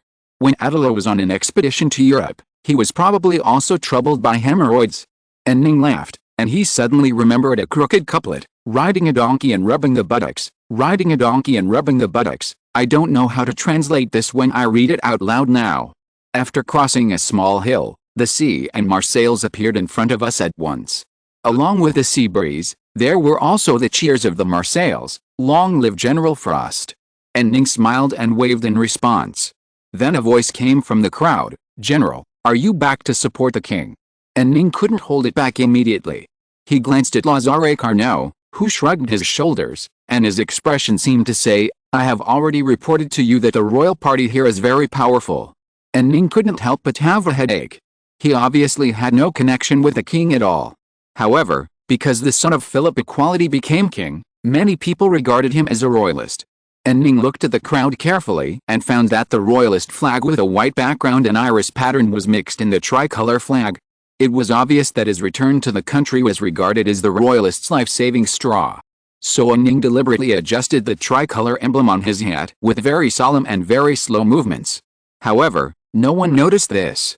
Some people in the crowd still shouted, "General, hang those blue party members." Ning frowned. It seemed that some things had to be said clearly. So he cleared his throat and shouted in a loud voice, "Everyone! I returned to France, first, to defend my motherland from the tyranny of Austria and Prussia. Second, to defend the tricolor flag. Some people mistakenly think that I am a royalist. I want to clarify here that I will always be a patriot. Many people have forgotten that I was the one who ignited the first fire of the Great Revolution in the Bastille. It was I who told Louis V that we would refuse to leave unless we were driven out with bayonets. It was also me who escorted Louis V from the Palace of Versailles to Paris. In my opinion, France does not need a king. Never. If you're listening to this novel on a channel other than Fanfic World, it means they downloaded and uploaded it without effort. We cordially invite you to visit our channel, Mundo Fanfic Novelist. There you'll find the original version of this story, and you can explore many other novels of various genres. We're waiting for you to immerse yourself in a world of incredible novels. Chapter 210, General Frost, Commander of the Paris Security Force. On the first night of Ning's arrival in Marseilles, the royalists gathered in Marseilles launched a large-scale rebellion. Then Ning pulled the French army onto the streets. In addition to the French army, a large number of patriots also took to the streets spontaneously. One of the sequelae of the Great Revolution is that there are a large number of weapons and ammunition in the civilian population, and both the Royalists and the Blue Party can pull out a large number of armed people at any time. After all, the French army in Marseilles was well prepared, so the rebellion of the Royalists was immediately suppressed, and the surrounding Royalists were also purged. In January 1793, the blood of the Royalists around Marseilles flowed like a river. The latest order from Paris came, and the National Assembly issued a new decree, deciding to invest in a new type of execution machine to execute traitors quickly, well and economically. When Ning received the order, he sighed and muttered, "Sure enough, the guillotine is still on the stage of history." In the original history, the guillotine was put into large-scale use only after being improved by Louis V. In this time and space, Louis V was lucky, but the guillotine was still put into use. This is also a return to the world line. On January 20th, after Ning dealt with the affairs of Marseilles, he led the Southern Army to the north. Just at this time, the National Assembly in Paris issued a call: "All French patriots need you in Paris," and patriots from all over the country were rushing to Paris. Ning's troops marched all the way, singing the Marseillaise, which was called Ode to Rome in this time and space, and once again restored history. At the post station one day away from Paris, Ning met Marat, the special commissioner of the National Assembly, who came to greet him. "My friend." Marat shouted enthusiastically and hugged Ning, "You are finally back." Ning smiled and said, "Yes, I am back, and I am back in one piece." "How did you become a special commissioner?" "Because I don't have the status of a member of parliament, I can only attend the parliament as a spectator." Marat shrugged. "After all, I was in the last term." "Then Robespierre sent me to greet you." "Is Maximilien okay?" Ning asked. Marat shrugged. "He's in great shape and is now busy fighting against the Royalists. But the opposition is also resisting fiercely. The Royalists have surrounded the Tuileries Palace to protect His Majesty the King." Ning frowned. "Isn't the National Assembly next to the Tuileries Palace? How do you hold meetings then?" "Of course we hold meetings under the protection of the National Guard, and there are some armed people who support the Parliament. But because of the conscription bill, there is a huge backlash everywhere. It's really strange. Some people usually wear liberty caps and tricolor badges on their heads, and shout louder than anyone else, but when they are asked to join the French army to defend the motherland, they refuse to do it." Marat cursed a few obscene words and spat. "Marat, you know, Paris is still relatively good, but Vendée is a mess. The rebellion that was suppressed has revived. The British also brought in a marquess, who seems to be the descendant of many generations of the great nobles in Vendée." Ning frowned, thinking that this is exactly the plot of Hugo's 93. The British brought in a descendant of a marquess to stir up chaos in the entire western France. Napoleon said, "Why did I hear in Marseilles that the British are going to support France against Austria?" Marat, "Damn it, how could the British unite with us, France?" "No, they really united later." Marat continued, "In short, the situation in Paris is terrible. Those traitors even started to set up another parliament, just like we had another meeting on the tennis court back then. Maximilien has always advocated using the toughest attitude to clean up everything, but there are people in the parliament who keep opposing it. Damn it, we should send all these people to the guillotine." It sounds like the Jacobins have not yet gained strong military support, so they cannot carry out their policy of terror to the end. In other words, Ning has become a timely reign for the Jacobins. Marat, so, everything will be fine when you come. The Parliament has just passed a resolution that you are now the commander of the Paris security, responsible for maintaining public order in Paris. We are all counting on you to strike hard." Ning curled his lips and thought, "Okay, I am now a major general, and then I became the commander of the Paris security, which is a perfect match, right? Then the night of afterglow in my hand will be a total loss, right? This time I really have to strike hard. Will there be another Ginzegi to kill Robespierre by then?" "Marat, Frost. What's wrong with you? Ning was freed from his contemplation. Nothing, I'm thinking about how to restore order in Paris as quickly as possible. Napoleon next to him said, needless to ask, my cavalry artillery unit is very suitable for deployment in the urban area of Paris, and grape shot can be used to deal with all traitors. In history, Napoleon really used grape shot to bombard the royalists at close range on the streets of Paris. This is a repeat of history. And Ning glanced at Napoleon and said, I'll leave it to you then. But we have come a long way, so let's take a break and see what the situation is. Marat, do you still need to rest? The situation in Paris is really critical. Someone has long threatened to assassinate Robespierre. Before, someone rushed to Robespierre and wanted to shoot, but the gunpowder in the gunpowder pool spilled, so the ignition was not completed. Guns of this era all have a little gunpowder in the powder pool to ignite, and the flint on the hammer strikes a spark, which ignites the gunpowder in the powder pool, and then ignites the gunpowder in the barrel. Therefore, guns of this era lack concealment. After pouring gunpowder into the powder pool, you must be careful to hold it so that the gunpowder inside does not spill out. Generally, gunpowder is poured into the powder pool before firing, which also lacks secrecy. If you fill it first and hide it, approach the target, and then show the gun, problems are likely to occur, which is far less convenient than firearms with electronic ignition. Ending, Maximilian was assassinated. Yes. Marat nodded seriously, so you know how critical the situation is now, right? And Ning suddenly remembered that Marat had also been assassinated in real history, and the female assassin who killed him was regarded as a saint by the royal party. So Ning said to Marat, you have to be careful too, otherwise you can live in my barracks in the future, you and Maximilian. Marat flatly refused, no, the newspaper I edit is called The Friend of the People, and I must be with the people. If the people can't see me as the editor-in-chief, what is the friend of the people? And Ning looked at Marat's ugly face, then at least let me send you a few bodyguards. Marat hesitated for a while and nodded, okay, if you insist on sending, I have no objection. But the key is the situation in Paris. In this situation, we are finished without waiting for Austria and Prussia to attack. And Ning, I will handle the situation in Paris. He glanced at Napoleon and said meaningfully, I will handle it. Chapter 211 The French Republic was born in fire and blood.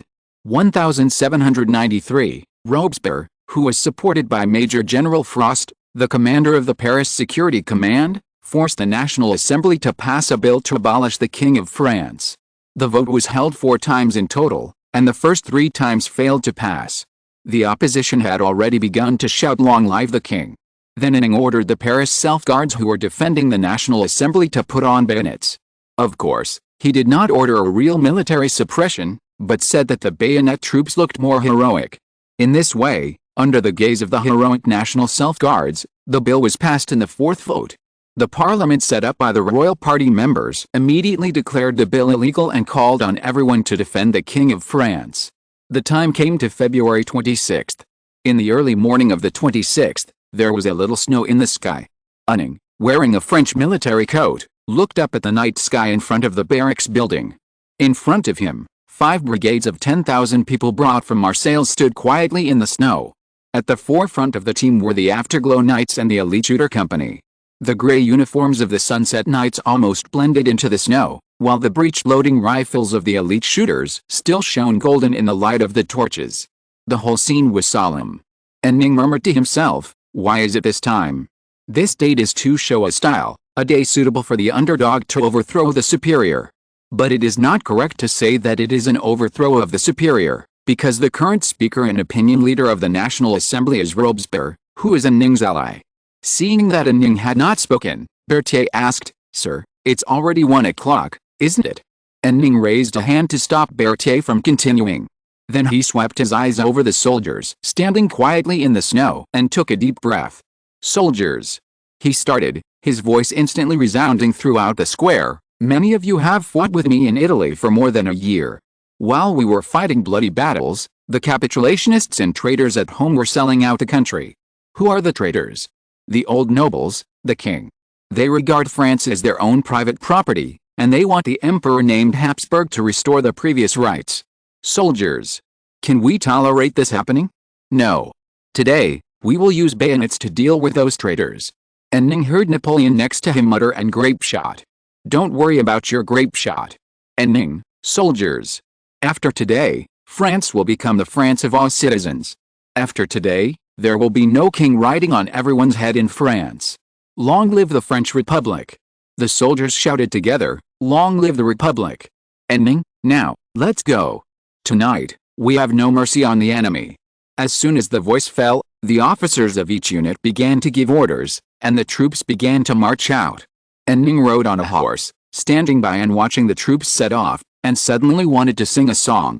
This scene really looks like a movie made by some Japanese who are living a good life. It's just missing a background music. The water of Miluoyuan is beating wildly, and the clouds are surging over Washan-e. And Ning was half a military otaku in his previous life. For some reason, the military otakus would collectively go crazy on this day every year, and turn this very serious event in history into a meme. This is much earlier than the boring and wanting to drive a warship so quietly that became popular later. Because of this, when Ning saw the current scene, he sighed, it's so similar. But it was just a sigh. After the troops were deployed on the street, and Ning rode a horse alone, standing in the Revolution Square, and the iron rings on the horse's hooves knocked on the stone slabs. The Place de la Revolution was originally called the Place Louis XV. After the Revolution, it was renamed the Place de la Révolution. In real history, after the restoration of the Bourbon dynasty, the square was renamed the Place de la Concorde. Yes, that is the Concorde of the Concorde airliner. It is one of the most famous squares in Paris. But now, it is still called the Place de la Révolution. It is said that the royalists are going to rename this square the Place Louis XV to celebrate the return of the monarchy after killing all the blues. Unfortunately, Ning has decided not to let this happen. The noise was getting closer. Suddenly, a young man holding a torch appeared in front of Ning. He rushed into the square alone and met Ning on horseback. Ning shouted loudly, "Go back, kid!" However, the child seemed not to hear it. He turned around and shouted, "Come on!" He shouted, waving the torch in his hand. The next moment, a large number of people with torches turned the corner and poured into the square. The dense torches were like a huge wave, sweeping from the other end of the square to Ning's position. And Ning continued to shout loudly, "Everyone! Go back! Don't go forward! There is no need to die in vain for Louis XV." As soon as the voice fell, someone in the crowd fired a shot, and the bullet hit Ning's forehead. Although it bounced off, the impact still made his scalp numb. He turned his horse's head without saying a word and ran towards his army. The French army blocked the road on one side of the square, completely occupying the road with two horizontal rows. The French army in the front row maintained a squatting position, a standard two-row musket formation. Seeing Ning retreat to the side of the team, Napoleon said, "I said, your mercy will not work." And Ning shook his head, "There are women and children in the team. I would rather fight with enemies 10 times my number than open fire on them." Napoleon, "Then should we retreat?" "No, of course not." And Ning shook his head, then drew his saber. "Everyone, guns up." As Ning gave the order, the royalist thugs were still advancing, singing "Long Live Henry Ivy" and waving white fleur-de-lis flags. Well, the royal fleur-de-lis embroidery is actually quite expensive, and most people just made a piece of white cloth. And Ning hesitated, and he remembered the first young man who entered the square and formed a single-handed scene with him. Napoleon, Andy. And Ning immediately woke up from his thoughts, raised his saber and swung it forward. Fire. The volley opened fire. The whole street was immediately filled with the smell of gunpowder smoke formed by the incomplete combustion of gunpowder. The rebels in the front row fell down, but it was obvious that this killing only made them more fanatical. They howled, fired and rushed towards the French line. At this time, Napoleon ordered, "Everyone, make way." The well-trained French army immediately gathered their formations to both sides, revealing the 6-pound cavalry cannon hidden behind the team. Seeing the cannon, the rebels in the front row hesitated. "Napoleon, fire." The cannon roared, and the sound of the cannon was extremely shocking under the echo of the surrounding buildings. The death hurricane sprayed by grape shot swept across the street. The attack of the royal party was immediately disintegrated. Even the well-trained Austrian army would be defeated if hit by grape shot at close range, let alone a group of rabble. Napoleon, quick, reload. Chapter 212, Long Live Henry IV and Ode to Rome. Napoleon's artillery team was well informed. This group of people, led by Napoleon, moved under the noses of the enemy and fired almost at the face of the Austrian army. They had already developed courage. What was the royalist thugs just around the corner? Could they be more terrifying than the murderous Austrians? While the gunners were loading in an orderly manner, someone in the thugs shouted, "Charge over, don't let them finish loading." So the mob, who had been scared by the cannons, began to move forward again. At this time, the precision shooter company arranged by Ning appeared on the roof of the building next to them. The precision shooters lay on the roof, and the first wave of volleys knocked down a small group of people who rushed to the front. The thugs in the square were disrupted by the sudden change, and some turned their guns and fired at the roof. But the precision shooters were all lying on the roof. The area hit was small, and it was dark and snowing heavily, so the scattered shooting had no effect at all. The shooters' breech-loading rifles were immediately reloaded, and the second round of volleys came again. Because it was dark, this round of volleys was basically aimed at the people holding torches. Many torches fell to the ground, and because the crowd was crowded together, the torches fell directly on other people. For a time, screams and chaos enveloped the royalists in the square. At this moment, the artillery was loaded. Napoleon excitedly ordered, "Fire!" This wave of artillery fire directly broke the morale of the royalists. They had no morale to speak of, but they took to the streets in a blind enthusiasm for the royal family. They began to run back and threw away their torches. The screams of people burned by the torches of the friendly army echoed throughout the square. The sound of horse hooves like a rainstorm came from the other side of the square. La Salle's cavalry formed a moving wall and appeared on the other side of the square. The roar of horse hooves was like a huge wave, sweeping across the entire square. Ning shouted loudly, "Cease fire! Cease fire! People on the roof, cease fire! Don't hurt your own people!" The gunfire gradually subsided, but this made the groans and cries in the square more prominent. "Ning, La Salle!" La Salle responded loudly, "We only drive them away, not kill them. I know.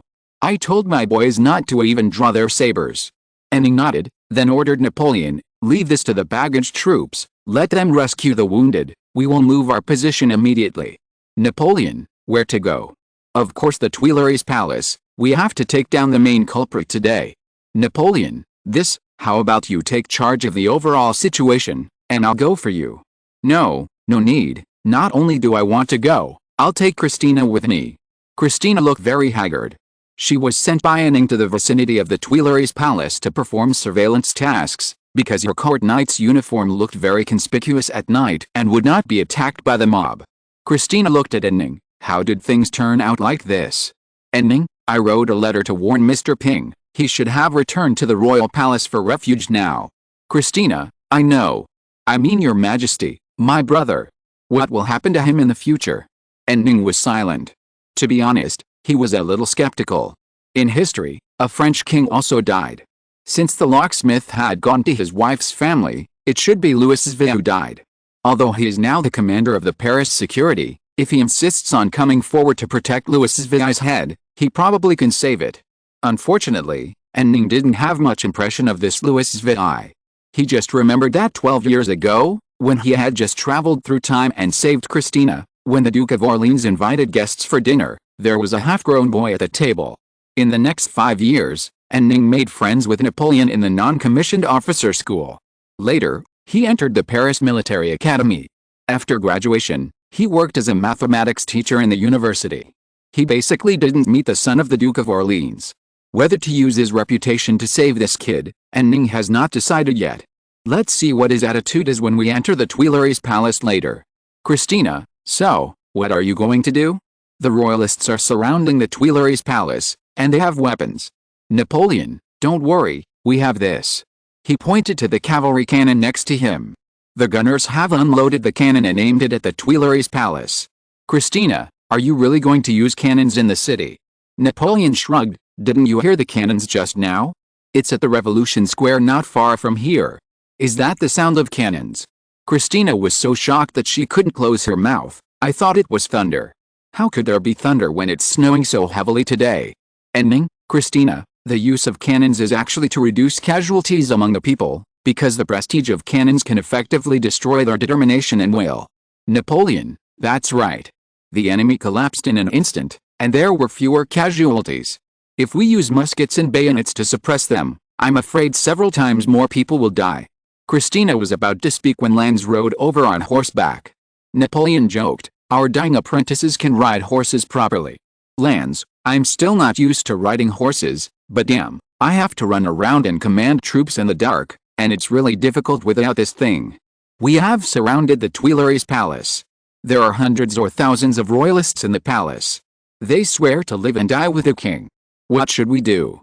Lands was born a commoner, and he probably couldn't bear to attack the royalists who were also commoners. And Ning, I'll go in and persuade them to surrender first.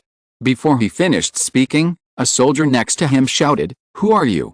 And Ning turned his head to look in the direction of the shouting, and saw a large number of Parisians holding torches and holding high the tricolor flag. Someone in the crowd shouted, "Long live the Republic! Long live Robespierre! Long live Jacobin! Long live General Frost!" And Ning couldn't close his mouth. Although this group of people held a tricolor flag and wore red liberty caps, it was so dark and snowing that they couldn't be recognized at all. From a distance, they looked the same as the royalists. And Ning suddenly remembered that when the royalists attacked just now, they sang "Long live Henry IV, so he shouted, "I am Frost, the commander of the Paris security. We cannot recognize each other in the dark.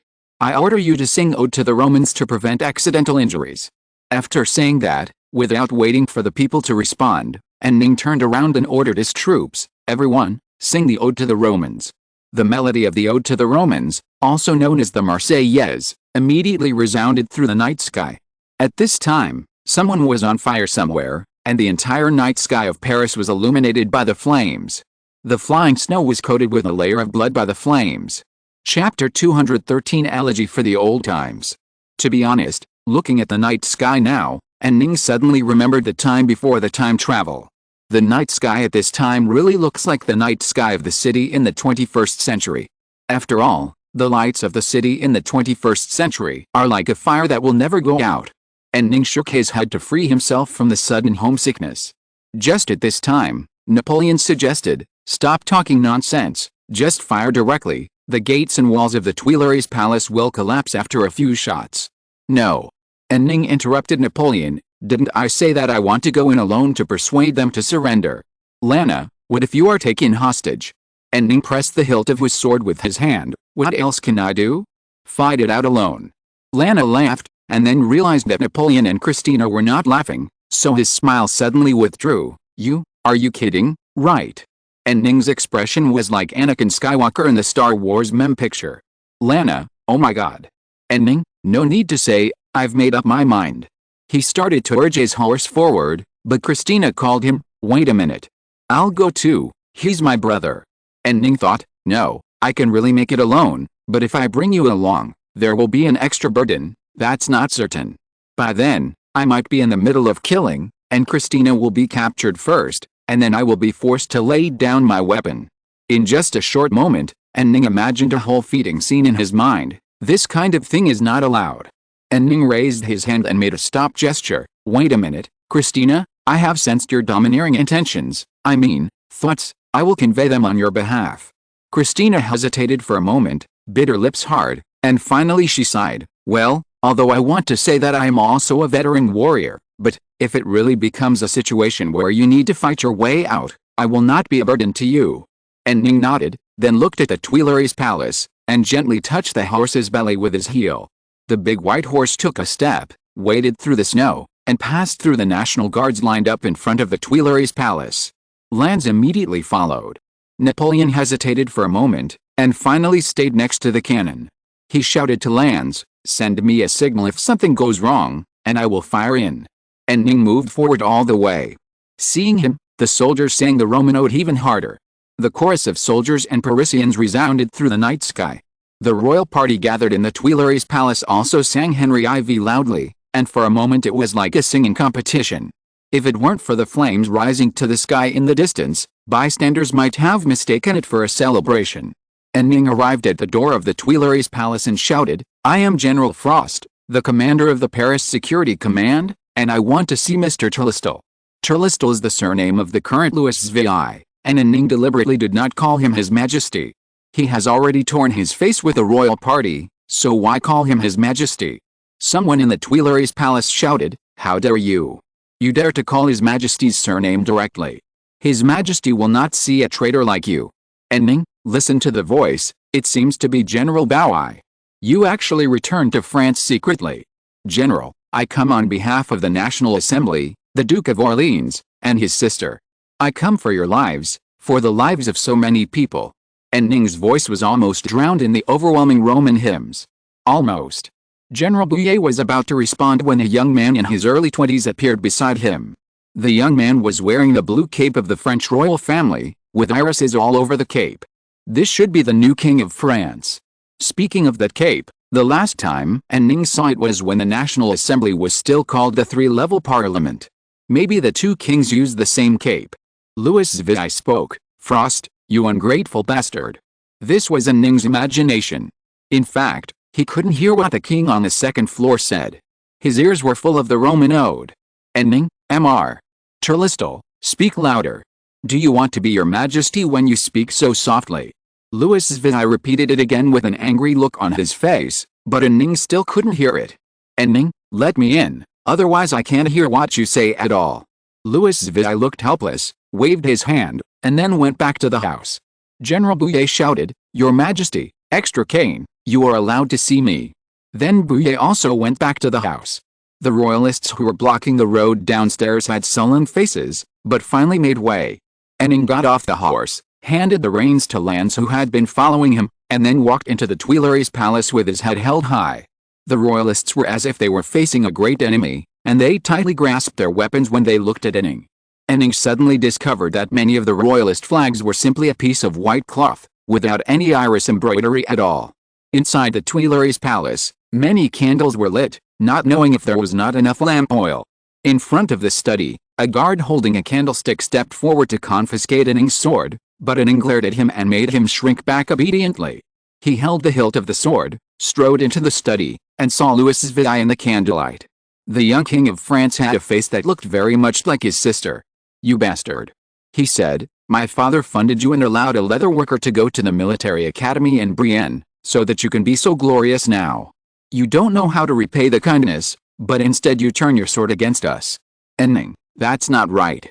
I sent the most trusted troops to protect your father's royal palace. Your sister has also been serving in my army and has been valued. Then what about me? Why didn't you protect me? Am I not the blood of the Delestal family? It was precisely because I wanted to protect you that I entered the royal palace alone. Ning replied. Bouillet, enough, your majesty, let's just detain him and use him as a hostage. If his army dares to attack, let their beloved general's head be chopped off. Ning glanced at Bouillet coldly. He had already decided that this man had to die. In fact, Ning remembered that this man had died after Louis V went to this man to start a rebellion and was defeated. It seemed that there was something wrong with the intelligence. It doesn't matter, just let him really die this time. Louis Vuitton pursed his lips and ignored Bouillet. Ning, Mr. Turlistle, the kingdom of France has become a thing of the past, and the new France does not need a king. If you take the initiative to announce your abdication now, I can still use my reputation to protect your life. Louis Vuitton gritted his teeth and glared at Ning fiercely. Your reputation? A mere cobbler is talking nonsense here. I am the king of France. An aristocrat among aristocrats. No. I will not abdicate. I will make you all pay the price. I will restore everything to its original position. The kingdom of France has existed for 1,000 years, and it will continue to exist. Ning shook her head gently. Turlistle, times have changed. Louis Vuitton suddenly showed a wild smile. Maybe, but this can't save your mistake. Use the rest of your life to regret stepping into the Tuileries Palace alone today. Come on, arrest him. Chapter 214 Bloody Night. Ning drew his sword and slashed at the first member of the royal party who came forward. Louis Vuitton said angrily, how dare you draw your sword in front of me? Is there any law? Ning didn't care about him. He knocked down the guy who came forward to stop him with two swords, then rushed to General Bao and cut his tendons with precise, embroidery-like swordsmanship. Bao screamed like a pig being slaughtered. Then Ning continued to move forward and came to Louis Vuitton. Louis Vuitton widened his eyes in surprise and opened his mouth to shout something, but the words suddenly turned into a hissing sound like a leak. Because Ning hit Louis Vuitton's throat with the end of the hilt of the sword, which physically cut off the words he was about to say. Then Ning rushed to the glass window of the study with the body of an adult in his early 20s. Obviously, Jumping out of the window is more feasible than going back and killing his way out. Louis Vi's screams came along with the sound of broken glass. And Ning smashed through the glass like a cannonball and rushed into the night sky full of flames. The height of the Tuileries Palace is still quite high. Even for Ning, jumping down from the second floor is no joke, I think. When landing, Ning's plug-in reacted as quickly as ever. He adjusted his posture directly and used the knee squatting action to cushion the impact. As a result, Ning posed in the Terminator's time travel at the end. Louis Vi, who was also taken out of the window, was not so lucky. He smashed directly into the middle of the royal party gathered downstairs. The good news is that the royal party acted as a cushion for their majesty. The bad news is that this cushion is spiked. After all, the royal party held pitchforks and rifles with bayonets. Louis Vi was stabbed in the shoulder and screamed, but the after effects of Ning's attack were still there, and the vocal cords were not fully functional, so the scream turned into some kind of weird chirping. Ning turned around, slashed down two confused royalists with his sword, then carried Louis Vi, who had not yet recovered, and rushed towards his army. The royalists downstairs were stunned, not knowing what was going on. At this time, Ning ran past Lands. Lands? Ning, why are you standing there? Run. Lands, what happened? Although confused, Lands turned around and started running. His horse and Ning's horse were very human and followed the two riders who were running on foot. So a weird scene appeared. Ning was carrying a person and running in front, Lands was chasing behind with a puzzled look on his face, and the two horses were trotting behind Lands like they were having fun. The French army, who had seen a lot, had never seen such a scene before, and they were stunned when they saw these three people and two horses running towards this side. The royalists were also stunned, not knowing what was going on. For a while, both sides just watched these three people and two horses running through the French garden square in front of the Tuileries Palace. Bouillet shouted from upstairs, "Catch it, Frost has kidnapped your majesty." The royalists woke up as if from a dream, and rushed towards Ning, who was running away with strange cries. The French army did not hear clearly what Bouillet shouted, but when they saw the royalists move, they immediately responded. "Raise your guns." Ning, who was running in front, shouted, "Don't shoot. It's me. Don't hurt anyone by mistake. Wait for us to pass." Napoleon, did something fly out of the Tuileries Palace from the second floor just now? Christine, I didn't see it clearly. It seemed to be quite big. Did it throw the sofa down? Napoleon, then should we fire? Christine, no, the general is still inside. What if he is hurt by mistake? As soon as she finished speaking, she saw two people and two horses running towards this side. Christina, it's Frost. Napoleon was shocked. How do you know? It's so dark. Christina didn't bother to respond to Napoleon. The cavalry girls under her command ordered, "Everyone, get ready. Let's rush over to disperse the royalists chasing after them." After that, Christina drew her saber. In response to her, there was a series of saber unsheathing sounds. Christina, attack. This small group of cavalry began to march forward, and the formation was unusually neat, as if they were being reviewed.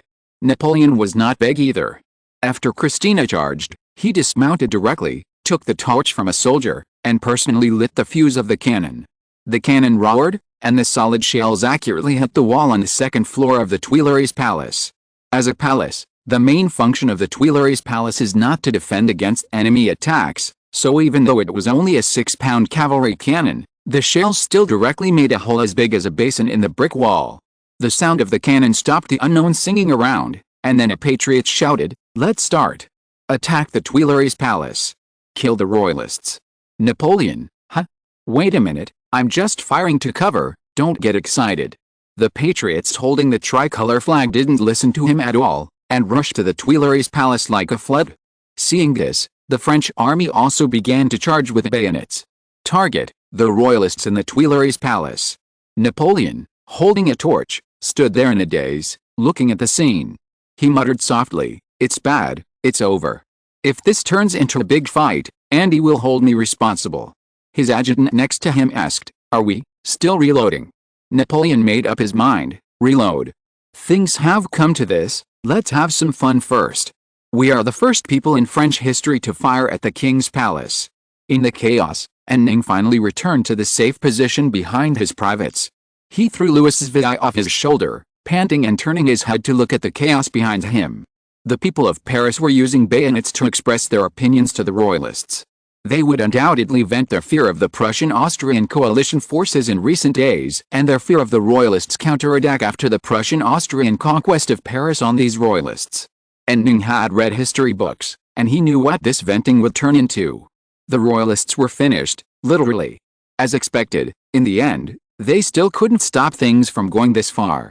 Everything was just like in real history. In his A Tale of Two Cities, Dickens criticized the frenzy and bloodthirstiness of the Great Revolution, and even used the poem of a French poetess as the ending of the whole novel with ulterior motives. Liberty, how many crimes are committed in your name? Although Ning did not buy into the British, he also knew that the real Great Revolution did have a bloody side. He had wanted to try to prevent what happened tonight from turning out like that. Forget it, it's done, let it go. Ning was thinking this, and Christina came over. She jumped off the horse, rushed to Ning, and grabbed his shoulders with both hands. Are you okay? I'm fine. Ning smiled. By the way, I have a gift for you. He pointed to Louis Zvi, who was thrown unconscious on the ground. I brought your brother out. Christina's eyes widened, and she was so surprised that she couldn't close her mouth. Chapter 215 Farewell to the Old Times. The Tuileries Palace was burning. The angry Parisians blocked the entrance of the palace to prevent the royalists from running out. There were constant screams coming from the Tuileries Palace. And Ning couldn't stand it anymore, so he rode his horse through the messy Tuileries Square and arrived behind the line of Parisians. Citizens. And Ning said, I'm Frost, at least let the children and women come out. As soon as he finished speaking, a bearded uncle replied, General, the royalists killed our wives and children without mercy. And Ning was shocked. It seems that the Blue Party and the Royal Party in Paris have been grudges for a long time, and no one can stop this final settlement tonight. And Ning sighed, and Christina, who was following him, said, You have tried your best, Andy. This responsibility is not yours. And Ning looked at the burning Tuileries Palace and remained silent without replying. As the palace of the King of France, the Tuileries Palace naturally preserved a considerable number of famous paintings and art treasures, but now it's all over. To be honest, and Ning had some thoughts before entering the Tuileries Palace, thinking that the palace looked good. According to the original history, the Tuileries Palace would become the residence of Napoleon I at that time, and Ning also imagined that as an important minister of the future emperor, he could get a house in the Tuileries Palace and enjoy the taste of living in a palace. Now it's all gone. And Ning was thinking, a man covered in fire jumped out from the second floor of the burning Tuileries Palace and fell to the ground. Then he stood up and continued to struggle because of the flames all over his body. Someone in the Parisian people shouted, Don't kill him, let him burn. So the people who were about to step forward and stab the poor man with bayonets and pitchforks stopped and watched him dancing wildly in the flames. And Ning couldn't stand it anymore, took out his pistol, poured gunpowder into the medicine pool, and shot the poor man. The shot was quite accurate. The poor man shook directly, and then fell to the ground and didn't move. Christina drew a cross in front of her and prayed a few words like a pious nun. Then she looked up at Ning. May God bless your kindness and mercy. And Ning nodded, then turned his horse's head. Let's go back to the troops. For the whole night that followed, the Paris National Guard under Ning's command stood by and did not take any substantial repressive actions. All night, he watched the chaos spread. Where there were French troops, there was at least order, and where the French army could not control it, there was chaos. Some royalists in the back began to run to the French defense zone for asylum. And Ning ordered the troops to pick out those with titles and unconditionally shelter civilians without titles. I don't know when the snow stopped, and the dark clouds that had been covering the entire sky gradually dissipated, and a faint fish-belly white began to appear in the east. The long night finally passed. The sky slowly brightened, and Ning gradually saw the tragic situation of the still-burning Tuileries Palace. The square in front of the palace was full of bodies that were brutally killed. Not only men, but also women and children. The situation was too tragic for Ning to look away. I wonder if the situation in the Revolution Square, which I personally ordered to suppress, will be any better. At least my army will not kill those who have surrendered or the wounded. When Ning was thinking this, she suddenly saw a girl in a white riding skirt appear at the edge of the square. She slowly walked to the center of the square, took the flute from the servant, and played it in the bloody square. And Ning was shocked to see this scene. How could someone really use a flute to see someone off? If they really wanted to send someone off, They would use a erhu or suona. The sound of the flute resounded through the sky, and at the same time, it also alarmed the Parisians near the square. The people surrounded them aggressively, and someone shouted, "She actually played the flute for those royalists, she must be a royalist too." "Yes. Hang her up." And Ning took a deep breath and roared, "No one is allowed to move." The people quieted down. General Frost's reputation is still quite useful among patriots. And Ning, when people die, they are just pieces of meat. It doesn't matter if they are from the Royalist Party or the Blue Party. If someone is willing to see them off, then let them go. Besides, the people who died here last night were not only from the Royalist Party, but also from the Blue Party like you. The people looked at each other in bewilderment. At this time, Napoleon shouted from a distance, "Andy! Someone is coming." And Ning looked back and saw Robespierre riding a horse, wearing his green coat and walking towards this side, followed by Marat and Danton. The three giants of the Jacobin party in this time and space have all arrived. Robespierre, it's too tragic. Although I was aware of it when I made the decision, but... Marat, are you pitying them? They are all enemies of the Republic. For the survival of France, they must die. Robespierre was silent for a few seconds and replied, "That's right, the new Republic must survive. Marat, this is just the beginning. Next we have to continue to liquidate the royalists and find out those traitors. Use the guillotine to completely eliminate them." And Ning looked at Marat's ugly face and thought that you will bring disaster upon yourself by doing this. Be careful when taking a shower. Robespierre, yes, we have to continue to consolidate the results. Now the king is dead. And Ning, well, actually before suppressing the Tuileries Palace last night, I entered the Tuileries Palace to persuade the king to give up resistance. As a result, they wanted to take me hostage, so I took the opportunity to bring Louis XVI out. Robespierre, Marat and Danton all looked at Ning as if they saw a wild dinosaur. Danton, what the hell did you say? You brought the king out by the way. And Ning, yes, I just wanted to escape from the enemy's encirclement. Marat sighed, damn it, you shouldn't do this. The king is not dead.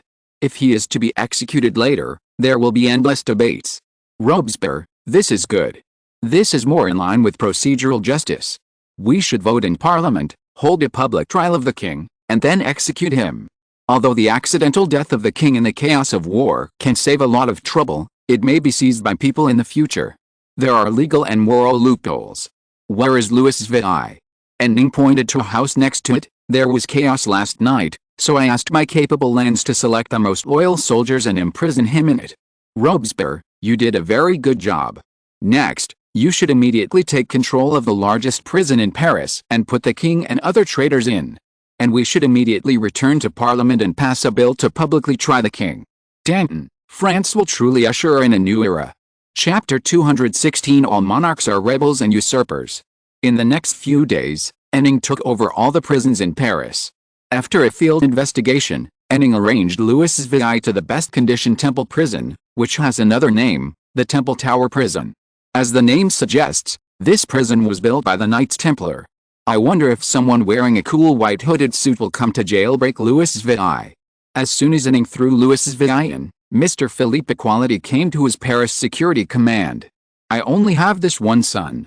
Mr. Equality said straight to the point as soon as he entered the door, although Christina can also inherit the family property, she is in the army and may not get married. In this way, our family will be extinct.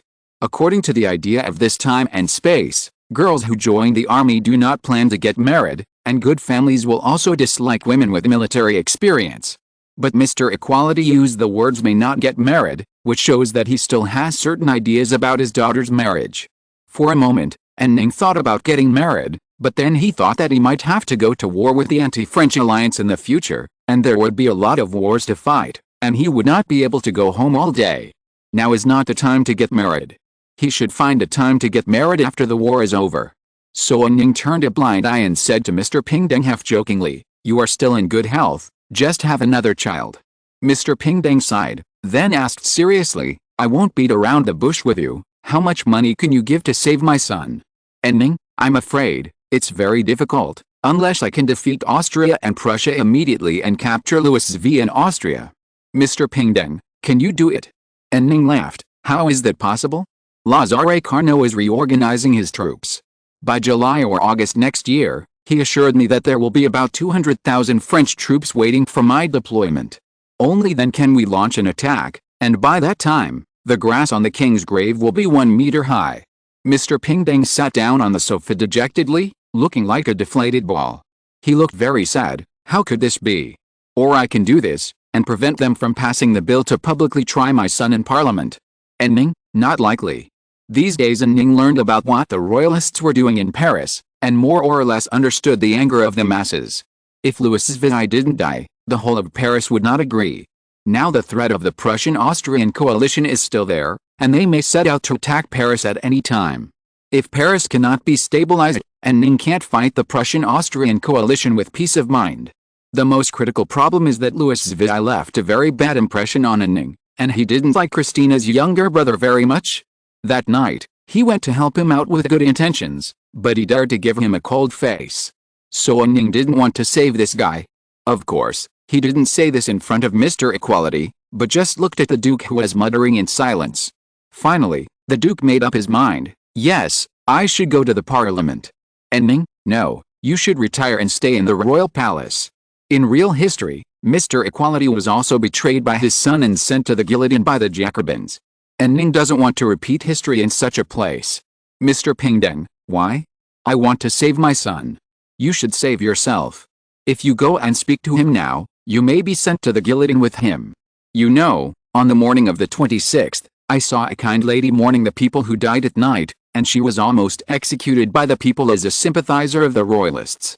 You speak for the royalists, they don't care what you have done for the revolution before, they will just hang you. Do you want Christine to lose her father after losing her brother? Mr. Pingdeng was silent for a few seconds, then raised his hands to cover his face. How could this happen? How could things turn out like this? While Ning was persuading Mr. Pingdeng, the National Assembly was debating fiercely. This was the third day. The Parliament quarreled from the 26th to March 1st. Legal expert Myler was speaking. Since we have decided to establish a republic, the 1791 Constitution that naturally stipulates the inviolability of the king can be deemed invalid. Rousseau once said that it is shameful to put a person above the law. We can consider trying Louis XVI according to the provisions of the 1791 Constitution on the misconduct of public officials. Because you know, from a legal point of view, Louis XVI was only a chief public official. There was a voice of approval in the meeting hall, but it was mainly the Jacobins, that is, the Mountain Party. The opposition basically frowned. The violent behavior of the armed people in Paris that night scared many people. They are now afraid that this violence and terror will befall them further. Moreover, many of them originally voted against the vote to abolish the king and establish the republic. Legal expert Myler continued, however, Louis XVI should not be tried by the court. I mean, he should not be tried by an ordinary court. Louis XVI was called the king according to the Constitution. The National Assembly is both the Legislative Assembly and the Constitutional Assembly. It exercises the highest sovereignty of the people. It is independent of the king and all legal powers. It fully and perfectly represents the French Republic. It has the responsibility and obligation to try Louis XVI. Another round of approving voices rang out in the meeting hall. Myler concluded, finally, I believe that General Frost will soon defeat the Prussian-Austrian coalition, and the Republic's army will launch a whirlwind against the monarchy across the European continent. We need to show the whole of Europe how to treat former monarchs. I'm done. After Myler left the podium, the whole venue burst into warm applause. But before the applause died down, Morrison, who once belonged to the Girondists, stood up and said, according to our system, to try Louis XVI, there must be an existing artificial law that can try him, but there is no such existing law. We need to make this law first, and then consider whether to try him. Immediately, a Jacobin member loudly objected, no. We have a law to try civilians. The king is a civilian, and the law to try civilians can be used. Morrison refused to give in, no. Didn't you see? What a terrible thing happened that night. Enough, no more blood. Let's stop here. Let's turn our hostility to the Prussian-Austrian coalition that may cross the border at any time. This statement was agreed by many former Girondists, and these people, in order to make their momentum loud enough, deliberately raised their voices very high. At this time, Saint just stood up and came to the podium. Everyone. Myler believes that Louis XVI can be tried like a citizen. I oppose this proposal. Because Louis VI is not an ordinary citizen, he is the general backstage of the entire French rebellion and the root of all rebellions. He used the most despicable means to deal with free people. On the night of the 26th, he even tried to arrest General Frost, the hero of France who had made countless achievements on the battlefield. How can such a person be judged by the lawyers to treat an ordinary person? This is too easy for him. The gentleman headed by Morrison tried to rouse our sympathy for Louis VI. But remember, this man oppressed the free country, abused the law, and made innocent people the enemy of this country. No, he can't be innocent. There is no middle ground for this man. He must continue to rule or die. To rule, it is impossible to be innocent. It is absurd to believe in the innocence of Louis VI. All monarchs are rebels and usurpers. The resounding words echoed in the parliament. Suddenly I found that you all want to see a wedding, so okay, just change it and it's over. I just made up a reason not to write a love scene. What a big deal. If you're listening to this novel on a channel other than Fanfic World, it means they downloaded and uploaded it without effort. We cordially invite you to visit our channel, Mundo Fanfic Novelis. There you'll find the original version of this story and you can explore many other novels of various genres. We're waiting for you to immerse yourself in a world of incredible novels. Chapter 217, Mrs. Frost shows her fickleness. After Ning saw off Mr. Ping, another visitor came to the office. It was Christina. But today she was not wearing a military uniform, but a dress. As soon as they met, and Ning joked, "I haven't seen you in a dress for about 7 years. Is there any change in your mentality today?" Christina, "No, I have to make a change in my identity today." And Ning, "I understand, you are here as the daughter of the Delestal family, right?" "Yes." Christina hesitated for a while, but still gritted her teeth and continued, "I hope you can save my brother. You rescued him from the Tuileries Palace that night and saved him from being burned to death by the people of Paris. I hope you can." "That was an accident, Christina." And Ning interrupted Christina, "My life is full of surprises, many of which are not what I subjectively want to do. For example, the Bastille. That night I wanted to get out of the Tuileries Palace, and your brother happened to be blocking the shortest route to the window. I took him out. I didn't think about saving him before I entered the Tuileries Palace." And Ning hesitated for a moment, and finally swallowed back the words, "And your brother gave me a bad impression." "Christina, even if this was just an accident, you objectively gave me the opportunity to save him, otherwise he would have died in the fire in the Tuileries Palace that night, or been killed by the angry people. In this case, I must fulfill my duty as a sister and ask you for help. You are a hero of France, the leader of the 4 Jacobins, and I think you have a way to save my brother." And Ning pursed her lips, "The leader of the 4 Jacobins? It's really like writing a wall and becoming a wall."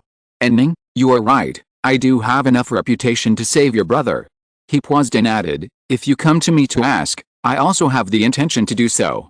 After all, we are." And Ning hesitated. When she said best friends for more than 10 years, it seemed as if she had artificially excluded Christina from the option of marriage.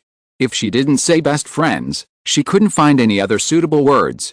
In the vocabulary system of this era, there is no word to describe the state of being more than friends but less than lovers. Christina looked at Ning expectantly. And Ning thought about it and decided, "Are you interested in saying goodbye to the battlefield?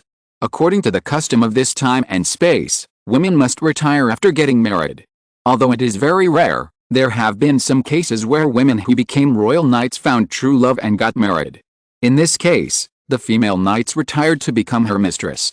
After all, in this era, the mistress has her responsibilities, which are mainly reflected in social occasions. A strong and responsible mistress can provide very strong support to her husband. For example, Napoleon in real history was able to rise to prominence, and Josephine contributed a lot. Josephine hooked Paul Barras, who was in a high position at the time, in social occasions. Later, Barras chose Napoleon as his partner in launching a coup, and this factor was involved. Therefore, if I marry Christina, it means that Christina will say goodbye to her military career. Faced with Ning's question, Christina blushed. "What, you? I thought, a woman like me who has already joined the army, I thought you would find a..." "And Ning, Fanny has been nagging in my ear and I am almost annoyed. If our marriage is confirmed, I will have a reason to come forward to protect your brother." "Christina, but that will stain your resume. You are a staunch Republican. I always thought that you would never get involved with a woman whose brother is the king." "And Ning, nonsense. The expression you saw on my face just now was clearly full of expectations. What I expect is that you will say that I am your comrade in arms. After all, I am. Since that defeat, we have always been comrades in arms and colleagues.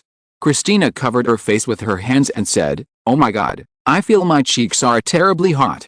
If you tell me now that you are joking, then I will have no choice but to duel with you. You will become a man who duels with women. If you duel with a woman and win, people will say that you are bullying women. If you lose or do not fight back, people will say that you can't even beat a woman. Anyway, it is a shame for men no matter what. And Ning, please forgive me. I don't want to ruin my reputation. Since it has been decided, I will find a formal time to go to your father, Mr. Pingdeng, to propose marriage. But now I should go to the parliament to rescue your brother. But to be honest, your brother gave me a very bad impression yesterday. He is not smart. Last night, he even wanted to use the power of the king to pressure me. He is obviously not a man who knows the times. If you ask me, he should be hanged, otherwise there will be a lot of troubles in the future." Christina obviously hesitated. When I came, I just thought he was my brother, and I should help him no matter what. But now that you say this. And Ning joked, "Why, from Mrs. Frost's perspective, you think it's better for this troublemaker to die early?" Christina bit her lips white. "Well, think about it carefully. I don't have too deep feelings for this brother. I haven't seen him much." And Ning squinted and looked at the tangled Christina. "So, do you want me to save him? I have already rejected your father, but if you want to save him, then I will go to the National Assembly to speak. Although I'm not a member of parliament, if I want to speak, probably no one will stop me." "Christina, are you sure he will cause a lot of trouble?" And Ning smiled. "What do you think? That night, my army was outside the Tuileries Palace, and Napoleon pointed the cannons at the palace. In that situation, he actually shouted at me, 'You will regret it later, because you walked into the Tuileries Palace today.' Your brother, I'm afraid he really thinks of himself as the King of France, an aristocrat among aristocrats. The royalists regard him as a banner and feed him a lot of magic. If he doesn't die, the royalists will continue to tangle around him in the future. I don't know how much trouble it will bring to me who saved him." Christina gritted her teeth. "Well, then, forget it. Is this Mrs. Frost's judgment?" And Ning asked. Christina nodded. "Yes. As a sister, I should do my best to save her, no matter how much trouble he will cause me in the future. Isn't that the case with siblings? But, after I marry you, I will no longer be a member of the Tallister family, but the mistress of the Frost family." And Ning was shocked. How could she still think like that? No, this is the normal way of thinking in this era.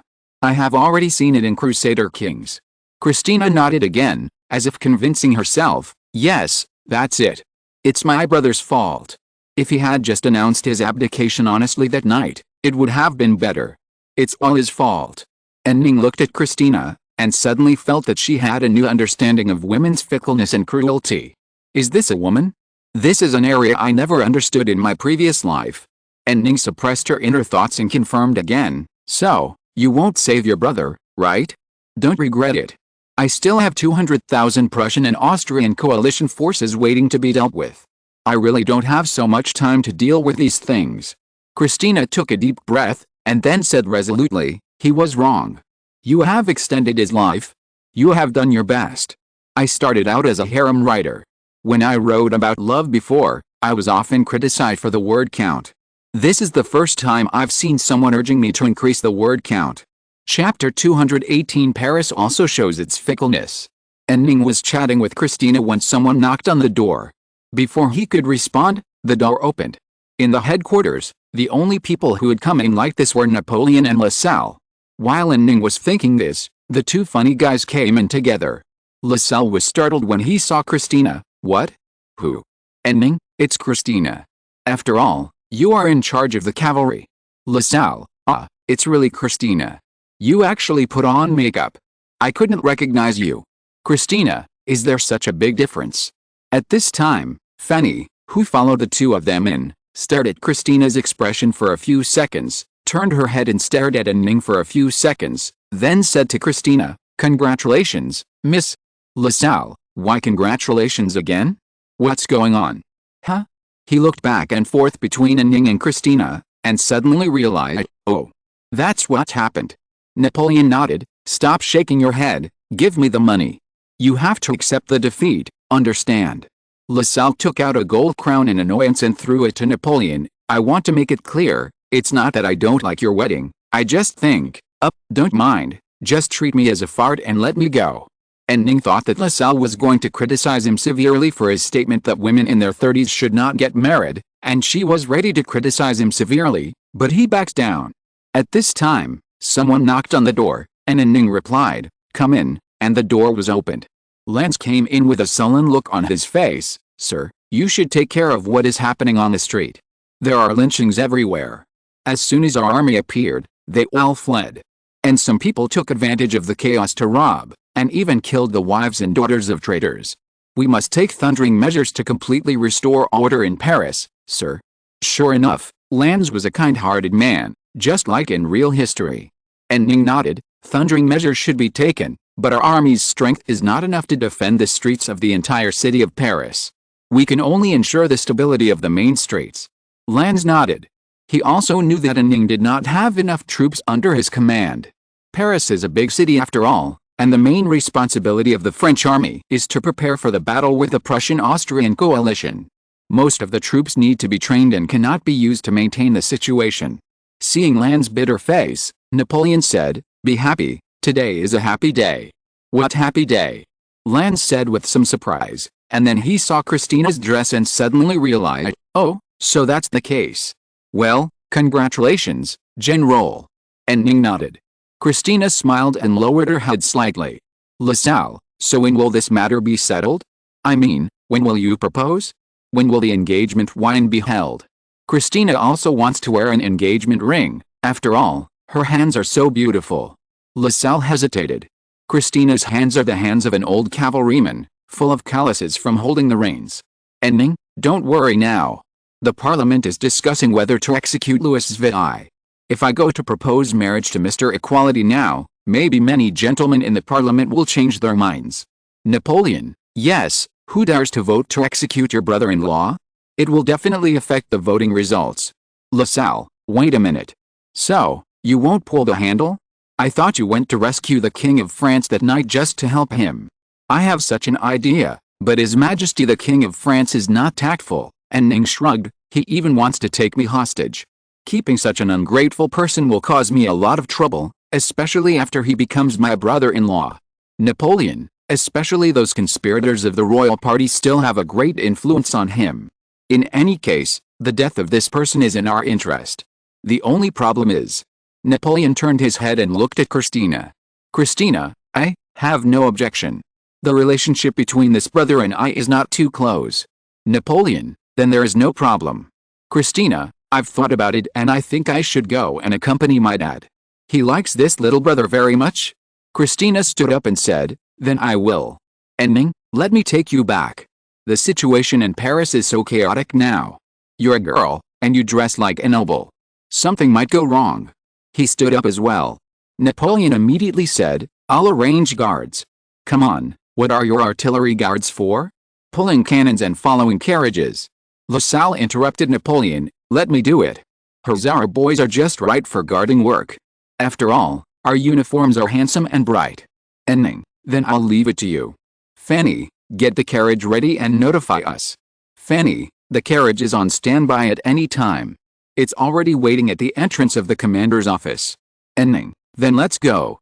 As he said this, he took a step forward and extended his hooked arm to Christina. Christina smiled, calmly took Ning's hand, and the two walked out intimately. LaSalle whistled, and then was kicked hard on the knee by Fanny. That night, Ning went to the Jacobin Club. The Jacobin monastery where the club is located is now under the protection of the French army, so even though the outside world has become a crazy world, the club is still peaceful. When Ning entered the club, he felt that everyone had quieted down and was looking at him with inexplicable eyes. This surprised Ning a little, and he walked towards his good friends without knowing why, the three giants of the Jacobin Club, Robespierre, Marat and Danton. "And Ning, what's the matter? Why are you looking at me so solemnly?" Marat teased, "You are the head of the four Jacobin giants, which shows that you have a high prestige." And Ning always felt that Marat's words were full of hidden meanings. He thought about it and felt that this shouldn't be the case. He didn't do anything that would have a huge impact on the situation in Paris. Forget it, and Ning thought, let's get down to business. And Ning, so at the afternoon meeting, did you decide how to deal with Louis VI? Robespierre, it was decided, with an absolute majority of votes, that there would be no trial. And Ning, really? So he will be beheaded directly? Isn't this inconsistent with procedural justice? No, no, Robespierre shook his head repeatedly, there will be no trial, no conviction, and no beheading. And Ning was shocked. Why? He is the chief culprit of the Royalist Party. All rulers are not innocent, and all monarchs are usurpers and traitors. Danton, oh, you heard this? Yes, Saint just said so. But here comes the problem. News came this afternoon that you personally sent Miss Christine, Louis VI's sister, back to his father's Palais Royal. Many people saw her holding your hand, and everyone thought you were going to propose marriage. No, I just sent her home. After all, Paris is so chaotic now. Robespierre, the news has spread throughout Paris, so this afternoon, the situation changed. Many people dare not vote to execute your brother-in-law. And Ning opened her mouth into an O shape. What the hell, I haven't proposed marriage yet, just holding her hand and sending her home, has affected the political situation in Paris. Marat said indignantly, I have shouted with all my strength that Frost must support the execution of the king, but no one believes me. Moreover, they also said that your taking Louis VI out of the palace that night must have been a long-planned action and was planned.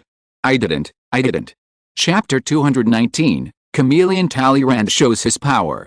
And Ning frowned, and he recalled the scene when he entered the Tuileries palace that night. He remembered a young emperor who looked very much like Christina and was arrogant to him. This guy has been dazzled by the throne and doesn't know his last name. It will definitely be a disaster if he stays in France. Although many royalists have been killed now, there are still many royalists who have gone abroad and their power is very strong. In addition, there are rural rebellions such as the Vendée. After all, France was the bridgehead of the feudal system in Europe and the most feudal country. If Louis VI is kept, there is no guarantee that he will not do something weird.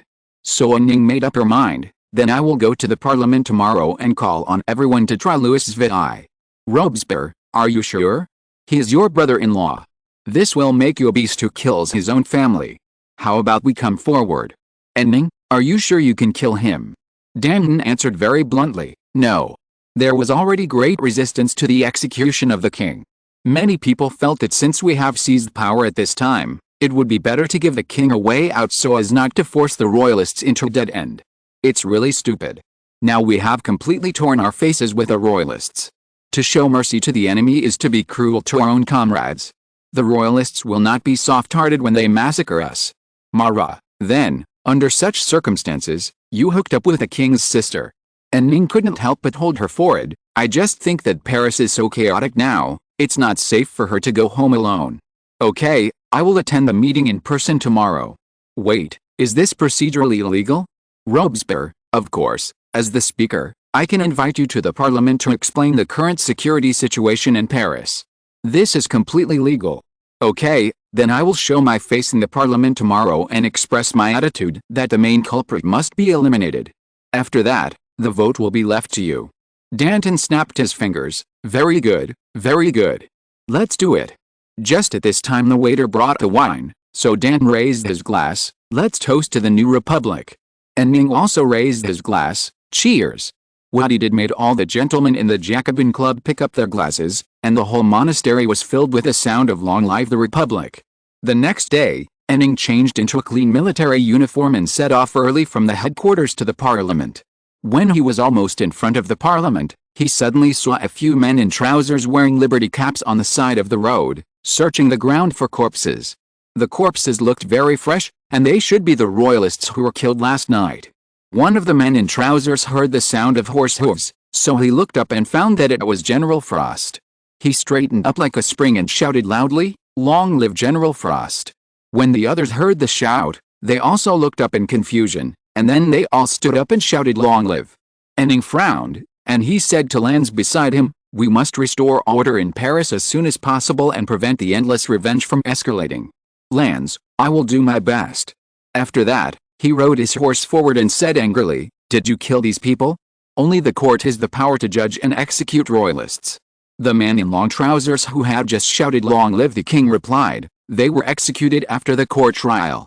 The court is over there, and it will continue today. These people are all die-hard royalists. As soon as he finished speaking, someone muttered, "What die-hard royalists? They just owed old Barber money, and then old Barber became the presiding judge and executed them. And Ning, Rana, you go and investigate this matter. If it is true, kill the presiding judge who abused his power." Lance nodded, and asked a men to take him to find the presiding judge. After seeing Lance off, Ning continued on to the parliament. The National Assembly also gathered a large number of Parisian citizens who were listening today. As soon as they saw Ning, they began to shout, "Long live General Frost!" Ning nodded repeatedly in greeting. Robespierre and others had already arrived at the parliament, and were waiting for him at the door of the parliament. Standing with them were a large number of parliamentarians. Everyone looked at Ning with puzzled expressions. Ning got off his horse, joined Robespierre and others, and then entered the meeting room of the parliament together. As the Speaker of the Parliament, Robespierre was next to the podium and could go to the podium by standing up. Ning's position was next to it, separated from the podium by Robespierre. Danton sat next to Ning, and Marat was at the front of the observer's seat. Saint just sat on the left side of the podium. His position was higher than the podium. Usually the Jacobins like to sit in these positions higher than the podium, so they were also called the Mountain Party. After Ning sat down, he found that many congressmen were stealing glances at him and whispering with the people around them. He even heard someone muttering, "Didn't the bill to try Louis VI be rejected yesterday? It's because you rejected the bill that I came here." When Ning was thinking this, Robespierre stood up, clapped his hands vigorously, and after focusing everyone's attention, he said loudly, "Today, I invited General Frost to report to us on the situation in Paris, so His Excellency the General will attend the meeting. Now, let's start today's meeting." After we vetoed a bill to execute Louis VI yesterday, the masses immediately burst into cries of dissatisfaction, so today, we will continue to discuss whether to execute Louis VI. This is also a response to the call of the people of Paris. As soon as the voice fell, the crowd watching in the stands shouted loudly, "Execute him! Hang the king! He should be responsible for our casualties that night. My brother died in the battle with the royal party. Why should the leader of the royal party live?" And Ning saw that the masses also wanted to execute Louis VI, so what are you waiting for? Just at this time, Robespierre announced the start of the meeting, so Ning planned to speak directly to respond to the call of the masses. Unexpectedly, before he took action, a person stood up. And Ning almost didn't recognize this person, until he opened his mouth, and realized that this person was the famous chameleon Talleyrand. "My goodness, Mr. Bishop, you have gained a lot of weight after a few years of revolution. I can't recognize you anymore." After Talleyrand stood up, he glanced at Ning, and the expression on his face seemed to say, "I understand it completely, leave it to me." Ning raised his eyebrows, thinking, could it be that this chameleon has understood the significance of my appearance in the parliament?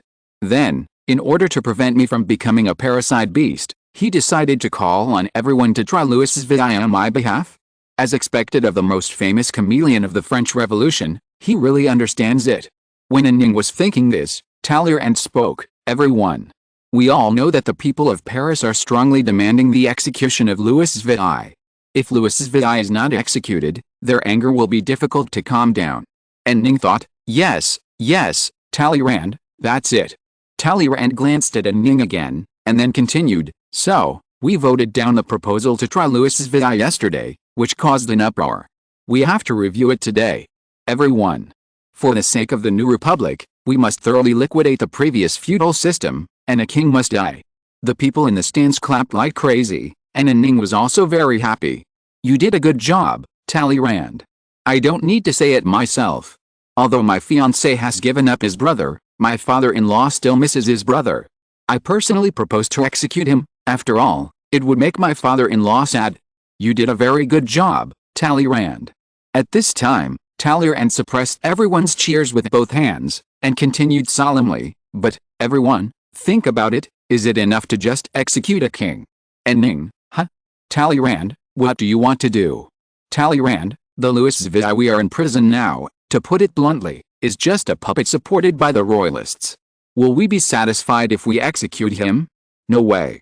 The real chief culprit of the royalists, and also the traitor with solid evidence of treason, is Louis V and his Austrian woman who are now in Vienna. The one we should try is not the puppet Louis VI, but the real chief culprit Louis V. If we try Louis VI and triumphantly execute him, the royalists will laugh at us. And Ning? Talleyrand raised his arms and shouted, "We should support General Frost with all our strength. I believe that the general can turn the tide and defeat the Prussian-Austrian coalition forces at hand, and then fight to the Vienna area to capture the evil Louis V and his Austrian temptress and bring them back to the Republic for trial." And Ning? Talleyrand, this must be the reason why General Frost attended the meeting. I didn't. Don't talk nonsense. Chapter 220, the general decides to exile his brother-in-law. Talleyrand continued, General Frost is Louis V's greatest enemy. When Louis V was still the King of France, the general personally led the great cause of conquering the Bastille and expressed his dissatisfaction to him. Later, the general repeatedly sang against Louis V. He took the lead in rejecting group deliberation and broke the barriers between the three levels of the three-level parliament. He forced Louis V to move from the Palace of Versailles in the suburbs to the Tuileries Palace. He is a thorn in the eye of Louis V and a thorn in the flesh. He must be trying to remind us that the real enemy is in Austria. In Schönbrunn Palace. We were actually deceived by a mere puppet. The general must be heartbroken. The real enemy is Louis V. No, there is no king now, and we should not call him by the title of king. The real enemy is Louis Capet. People of Paris, direct your anger at Louis Capet. The one you should hate is Louis Capet. The one you should be hostile to is also Louis Capet. The people who were just howling for the execution of Louis VI have now been led into a ditch by Talleyrand. As soon as Talleyrand finished speaking, someone shouted, "Execute Louis Capet." And Ning wanted to hold his forehead with his hand. Talleyrand had completely deviated from the rhythm. If this continued, Louis VI would probably not die. Someone had to come and change the situation. Talleyrand sat down. He looked at Ning with an expression that wanted to take credit. And Ning didn't know whether to laugh or cry. This chameleon must have stood up thinking of sitting on the fence to get some benefits. He misunderstood that Ning was here to protect Louis VI. And his power of incitement was quite strong. He was worthy of being a famous chameleon in history, an expert in sitting on the fence like Fauché. And Ning was thinking about what to do when Marat stood up. As soon as he stood up, he looked at Ning with an expression that said, "Leave it to me." Marat knew Ning's true thoughts, and he would definitely guide public opinion back to the direction that Ning hoped for. "It's up to you, Marat." Marat spoke up, "Although what Talleyrand said makes sense, we cannot but give Louis VI a fair trial. After all, Louis VI and his followers killed many patriots." As soon as he finished speaking, someone in the stands shouted excitedly, "So you want to let Louis V go? Execute a puppet and let the royalists laugh at us. It's over." A considerable number of the people have been convinced by Talleyrand. Marat glanced at the people in the stands and immediately clarified, "Of course I don't mean that. I mean, both of them must die. We can execute one first." At this time, Fouché stood up. "Fouché, what if Austria refuses to return Louis V after we execute Louis VI? No, we can't execute Louis VI, at least not before Austria returns Louis V. I mean, Louis Capet. He can't be executed before Louis Capet is returned." And Ning held his forehead. Damn, Fouché's reason sounded quite reasonable. Marat was stunned. "This? Then we can wait until Louis Capet is captured, and then execute them together." He gave in. Marat, who was so combative, gave in. It was because what Fouché said made so much sense. The people shouted excitedly, "Catch Louis Capet! Execute the main culprit Louis Capet!" And Ning understood that he had to capture Louis Capet now. No matter how many great deeds he had done in the past, as long as he could not do this, the attitude of the people towards him would change drastically. Originally, Ning thought that as long as he fought a battle to defend Paris and repelled the Prussian-Austrian coalition forces, he would be done with it. But now it was not enough to just repel them. He had to attack Austria and go straight to Vienna to capture Louis Capet and his wife Mary. The difficulty increased by several orders of magnitude all of a sudden. Originally it was just a defense, relying on the right time, place and people to hold on, but now it was time to attack. And it was not a simple attack, but an attack that spanned almost half of Europe. From Paris to Vienna, you have to cross most of the Holy Roman Empire.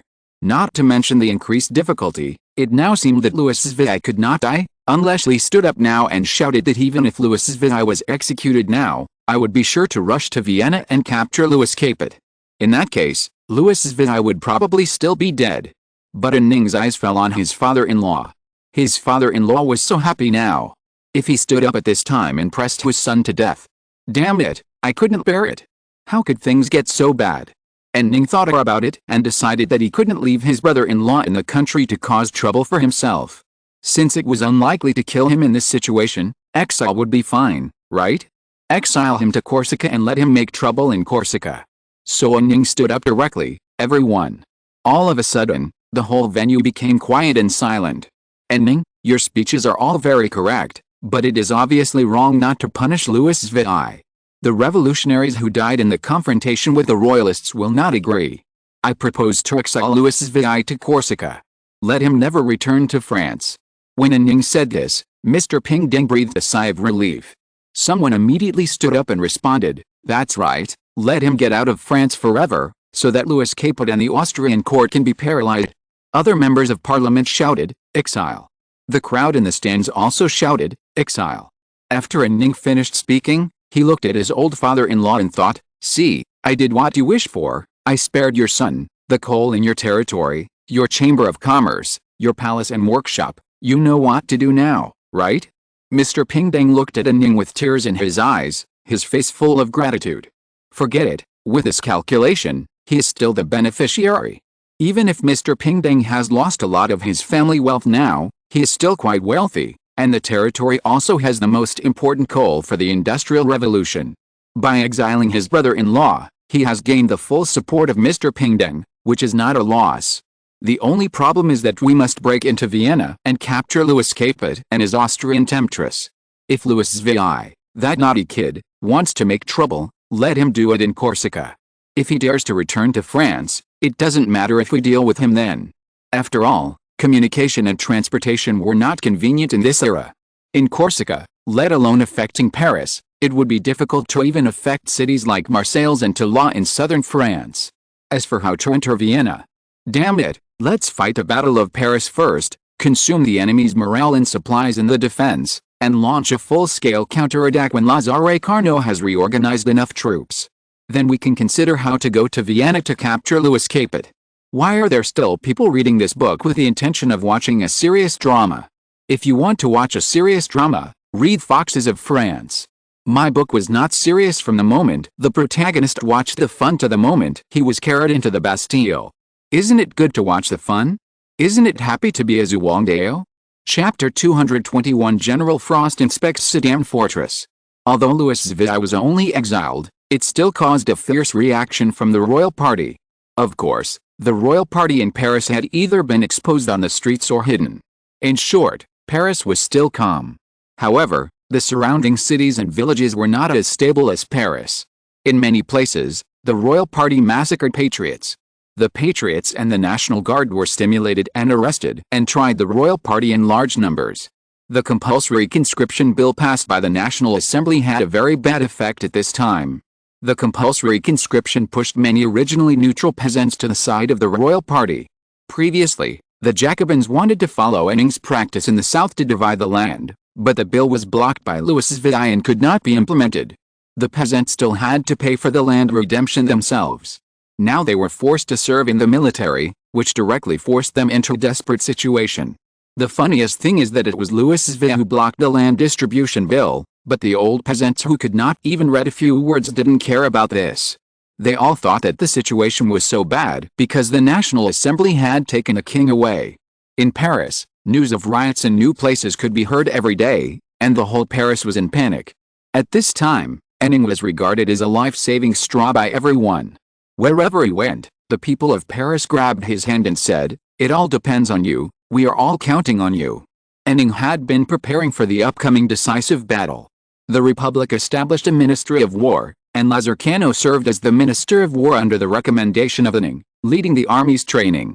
The National Assembly also issued 3 decrees calling on patriots across the country to defend Paris, and armies composed of patriots continued to rush to Paris from all over the country.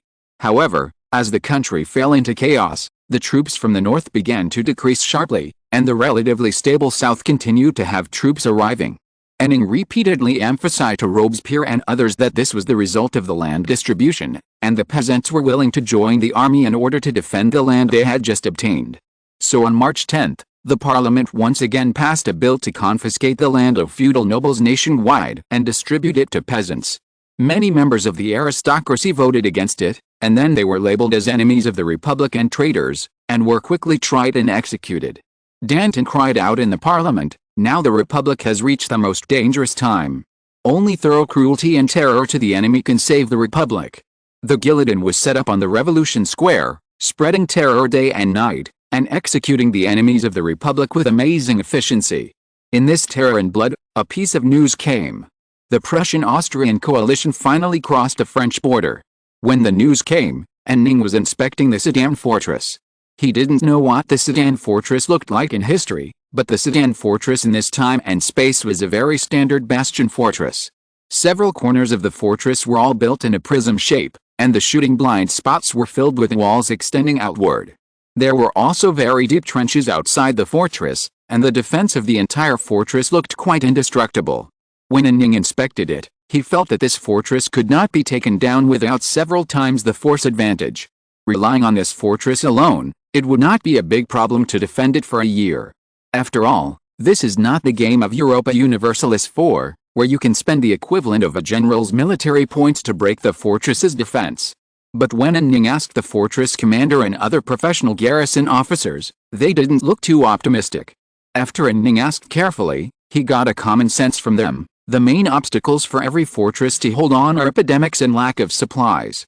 The attackers only need to attack for a period of time, cause enough casualties to the fortress defenders, and then continue to surround the fortress. At that time, the corpses that the fortress defenders have no spare energy to clean up will become the best breeding ground for epidemics, and soon various plagues will spread in the fortress. In the past, when catapults were still used, the Mongolian army would even throw corpses into the fortified city to catalyze the plague. Now no one uses catapults, but the casualty rate of war is much higher than before. Of course, various medicines are stored in the fortress, but the medicines of this era can basically only serve as a comfort, and there are not many that are really useful. In addition, just defending the city will not lead to victory. To win, you can only defeat the enemy in a field battle. The officers of the fortress were not like Ning. They did not know the ability of Lazare Carnot, and naturally did not know that the Ministry of War would organize a terrifying number of new troops by July this year.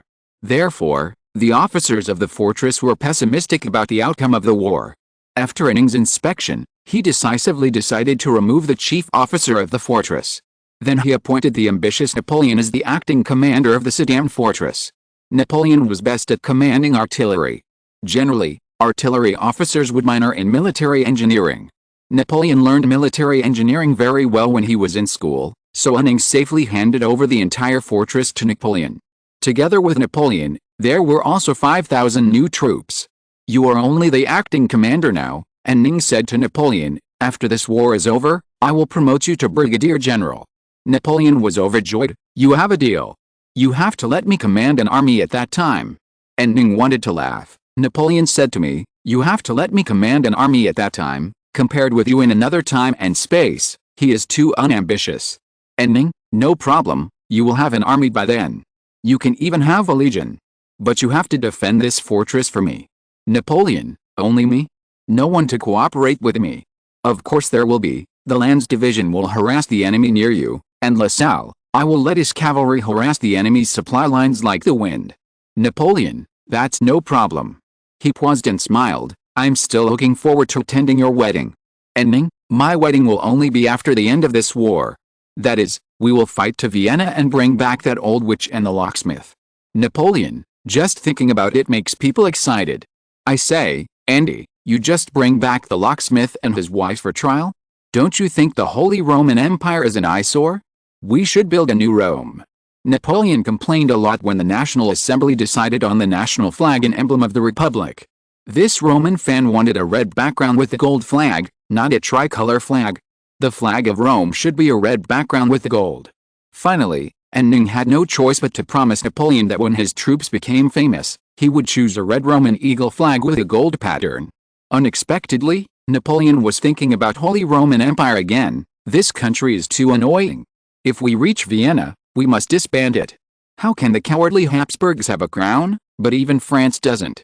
And Ning thought about it and nodded. Indeed, we will deal with the illegal organization of Holy Roman Empire at the same time. Chapter 222. The three heroes of the army are missing one. After arranging for Napoleon, Ning inspected Verdun again on the way back to Paris. In fact, Ning wanted to defend Verdun himself, mainly because he was familiar with the place. As a military history enthusiast, he had read a lot of Verdun meat grinder war history, and now when he saw this terrain, he recalled everything. But Berthier, who accompanied him on the inspection, tried his best to stop Ning from serving as the garrison commander of Verdun. In the end, Ning asked Berthier to recommend a trustworthy officer to serve as the garrison commander, and Berthier recommended Bernadotte. When Ning saw Bernadotte, his eyes lit up. Good guy, another future marshal.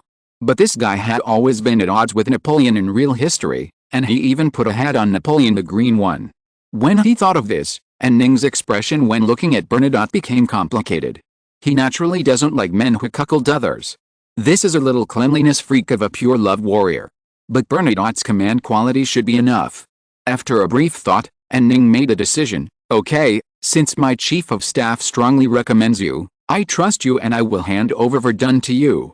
Remember, your mission is to hold on until July. In July, we will have enough troops to launch a large-scale counterattack. Bernadotte is a tall man, half a head taller than the already tall Ning, with slightly curly black hair and piercing black eyes. After listening to Ning's words, Bernadotte raised his head and answered loudly, "Don't even mention holding on until July, I can even hold on until December. I am very familiar with this fortress and will give the Prussians and Austrians a good look. Don't worry." And Ning raised his eyebrows. At this time, Berthier said, "Bernadotte admires you very much, and he has been preparing to be loyal to you." And Ning was a little surprised. When he read the biography of Napoleon, he felt that Bernadotte was a rebellious person and had never been very interested in Napoleon's personal reputation. Why is he worshipping me now? And Ning looked at Bernadotte again, and when the latter noticed his gaze, his body tensed up even more, like a proud rooster. Suddenly, Ning remembered that Bernadotte was a die-hard Republican. He didn't get along with Napoleon because Napoleon wanted to become emperor. In real history, when Bernadotte was in Italy, he felt that Napoleon was very ambitious and might be detrimental to the Republic, so he got into trouble with Napoleon everywhere. But in this history, who is Ning? He is the founder of the Republic and a die-hard Republican. It is reasonable for Bernadotte to worship Ning, okay? And Ning stepped forward, took Bernadotte's arm, and rolled up his sleeves in one go, revealing the tattoo on his arm. The tattoo read "Death to the Tyrant" in Latin. Yes, exactly the same as in real history. Berthier was shocked. "How come you have a tattoo? This is against the rules." And Ning raised one hand to stop Berthier from continuing. "Okay, using tattoos to express your ambitions is good. Just deduct 1 month's salary as a punishment. Let me see, tyrants die? Does this tyrant refer to Louis V?" Bernadotte replied, "It is all tyrants who ride on the heads of the people." Good guy, no wonder he was so at odds with Napoleon later. After Napoleon became emperor, he became a tyrant in the eyes of many people. He later became the regent of Sweden through elections and participated in several anti-French alliances to fight against the tyrant Napoleon in his eyes with practical actions. When reading the biography of Napoleon, you will unconsciously bring in Napoleon's perspective, and naturally think that Bernadotte is a rebellious person, annoying to death, but jumping out of the perspective of the biography of Napoleon, from the perspective of a pure bystander, Bernadotte is a ruthless person who carries out his beliefs to the end. And Ning looked at Bernadotte's tattoos and took a deep breath. Will he become a tyrant that Bernadotte hates? Will he ascend the throne of the French Empire one day in the future, thus angering Beethoven and Bernadotte? No, he won't. And Ning waved away these thoughts and put down Bernadotte's arm. Very good, I have felt your will, and I believe you will defend this fortress. When the counterattack in July is over, I will personally hold a grand celebration banquet for you. Bernadotte stood at attention again and saluted Ning. I will definitely live up to your expectations. After inspecting the two fortresses, Ning returned to his headquarters in Versailles, a suburb of Paris. The reason why the headquarters was placed here was mainly because it was originally the palace of the King of France, and there were a large number of houses that could accommodate a large number of troops. Ning no longer wanted to see the endless bloody scenes in Paris, So he moved out and isolated himself from the political struggles in Paris. Here, he can concentrate on preparing the defense of Paris. Of course, Ning also had a little selfish motive. He had been to the Palace of Versailles several times before and had seen the luxury of the palace. He wanted to try living in such a luxurious palace. He had to give it a try. Napoleon in another time and space also lived in good houses everywhere. When he was in Spain, he even sneaked into the city of Madrid, which was full of anti-French elements, to see the Spanish royal palace where his brother Joseph Bonaparte lived. In short, Ning's headquarters was placed in the Palace of Versailles, so his fiancée, Christina, who had been relieved of her military duties, became the temporary hostess of the Palace of Versailles, and Fanny became the temporary headmaid of the Palace of Versailles. The day after Ning returned to Versailles, Lazare Carnot came from Paris and brought the latest information on the reorganization of the troops. With him came a young cuirassiers officer. Ning looked at the cuirassiers officer who came with Lazare Carnot in confusion. "Who is this?" Lazare Carnot was a little surprised. "You don't know him?" Ning said oh, realizing that this might be a famous general that Lazare Carnot found according to the list she gave. Ning only gave this list to Lazare Carnot, and Berthier didn't know it. Of course, this list did not include Bernadotte.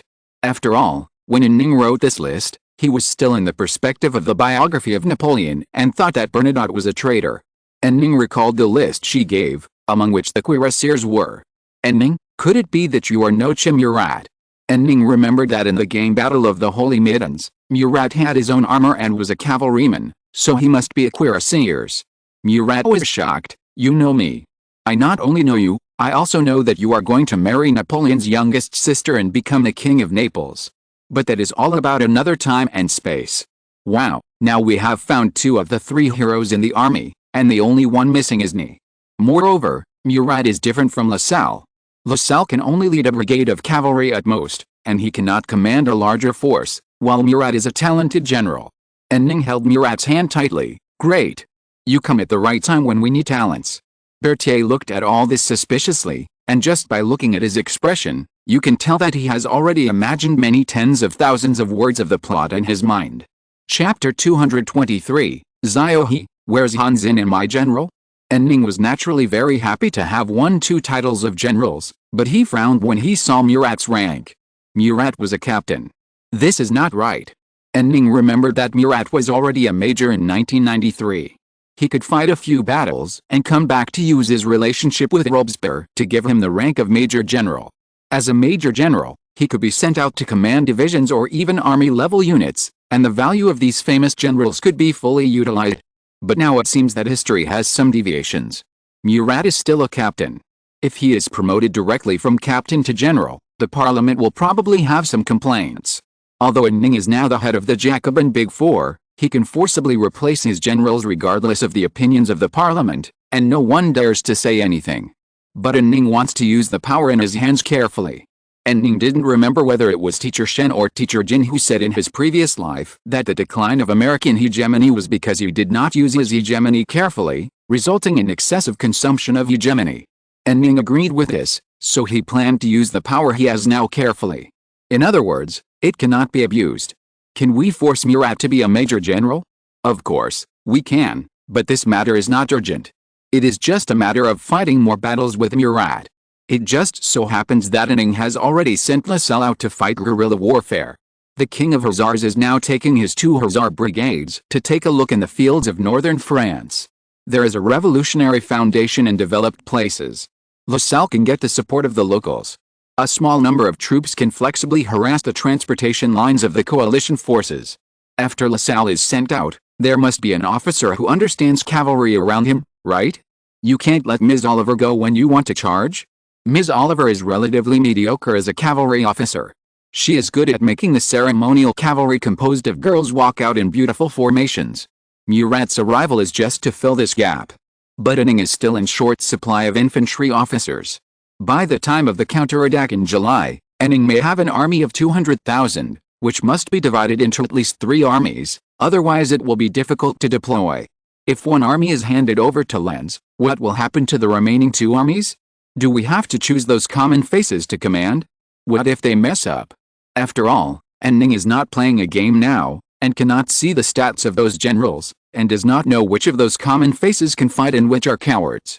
If there is really no other way, we can only temporarily promote Murat 5 levels in a row, promote him to Major General, and let him command an army. And Ning looked at Murat, but what he thought in his heart was, where is Jordan, Soult, and Marmont? Could it be that my luck is not good, and these famous generals drawn now are all given after the card draw, and there are more than 20 of the 26 marshals left in the pool? Could it be that after I traveled through time, I am still continuing my African bloodline? Murat had been standing there waiting for Ning to speak, but he could no longer stand it and asked in confusion, Sir, why are you looking at me? At this time, Lazare Carnot said, you are not used to his style. He sometimes suddenly falls into deep thought like this. If Napoleon or Lassalle were there, they would definitely pick up Lazare Carnot's words and brag about this is the moment when genius inspiration bursts out or something like that. It's a pity that one of them went to defend the city, and the other led the cavalry to harass the coalition forces. Neither of them was in the palace of Versailles at this time. Murat, is that so, then? And Ning, Berthier, please record it. I now appoint Noche Murat as the commander of the 12th Hussar Brigade and serve as the direct guard of the headquarters. Berthier nodded immediately. Murat, with the enemy at hand, I want to personally charge at the enemy. And Ning, you will have such an opportunity, I promise. Berthier, do you think the direct guard is just a fancy unit responsible for protecting you? No, the direct guard is equivalent to the shock unit commanded by you personally, and you will be used in the most critical position. Murat was immediately overjoyed. Really? That's great, I will definitely complete the task assigned by you. And Ning nodded, you should get familiar with your own troops now, and establish a trusting relationship with the cavalry. I believe you can do it well. I have something important to discuss with the Minister of War. Murat immediately saluted and turned to leave. As soon as Murat left, Lazare Carnot spoke directly. The operation of organizing the troops is going smoothly now, but the problem is still the same as before, there is a shortage of officers. I have to adopt a new unit organization, called the Half Brigade, so that officers from the previous regiment can command more troops. And Ning nodded. He had known for a long time that the French Revolutionary Army would adopt the Half Brigade organization instead of the regiment of the anti-French alliance. That's good, he said. Carnot, the parliament wanted to stuff the petty bourgeoisie in the city as officers, because officers were in short supply, so I agreed to their approach, but the quality of these officers, it's hard to describe. My response was to promote some veterans who performed well and were literate, but their quality was at most that of non-commissioned officers. I mixed these non-commissioned officers with the petty bourgeoisie officers, hoping that they would not collapse too quickly in battle. And Ning, you always have a way. But our biggest problem now is the lack of senior officers. We need at least 7 or 8 generals to command the newly formed troops. Yes, Carnot, aren't you taking Ziohe's position? Where's Han Xin? Where's my general? I gave you a list, go find them. More than 20 marshals, and you only found one Murat, and he's pretty good. Laser Carnot, I have tried very hard to find him, but the situation is so chaotic now. It is too difficult to find a specific person according to the list, like looking for a needle in a haystack. Yes, it is so chaotic now, there are rebellions everywhere, and Paris is beheading people every day, and there are lynchings everywhere. Even the organizer of victory can't do anything. And Ning could only turn to Berthier. Now it seems that we can only rely on the chief of staff's connections in the army. Bernadotte, who you recommended before, is good. I admire him. Is there any other general you can recommend to me? Berthier, the noble officers I know are running away and dying. Bernadotte is the only one left. And Ning scratched his head and looked at the map. It seems that we can only put a large number of troops under my direct command temporarily. Berthier, you have to bear more trouble. Berthier nodded slightly. It is my duty. And Ning curled his lips. In his memory, the last person who liked micromanagement did not end well. If you're listening to this novel on a channel other than Fanfic World, it means they downloaded and uploaded it without effort. We cordially invite you to visit our channel, Mundo Fanfic Novelis. There you'll find the original version of this story and you can explore many other novels of various genres. We're waiting for you to immerse yourself in a world of incredible novels. Chapter 224. If you want to sleep, come to the pillow. At this time, the city of Paris was filled with troops from all over the country who responded to the call to defend Paris. Of course, not all of these troops came to defend Paris. Some of them ran to Paris to escape the chaos outside. After all, if you go west from Paris for a few days and enter the territory of Vendée, the situation will be completely reversed. Paris is judging the royal party every day, and Vendée is killing the blue party every day. So all the blue party members in the towns of Vendée came to Paris, claiming to defend Paris. Paris was originally a very chaotic city. After so many years of boundless expansion and no planning, the whole city was a mixed bag. At this time, it became even more chaotic. In this chaos, there was a volunteer soldier who came from the Upper Rhine region. This volunteer soldier occupied an empty mansion of a nobleman and barely made ends meet with the allowance issued by the Ministry of War. The leader of the volunteers was a young lawyer from a coastal town in Brittany. His name was Jean-Victor Marie Moreau.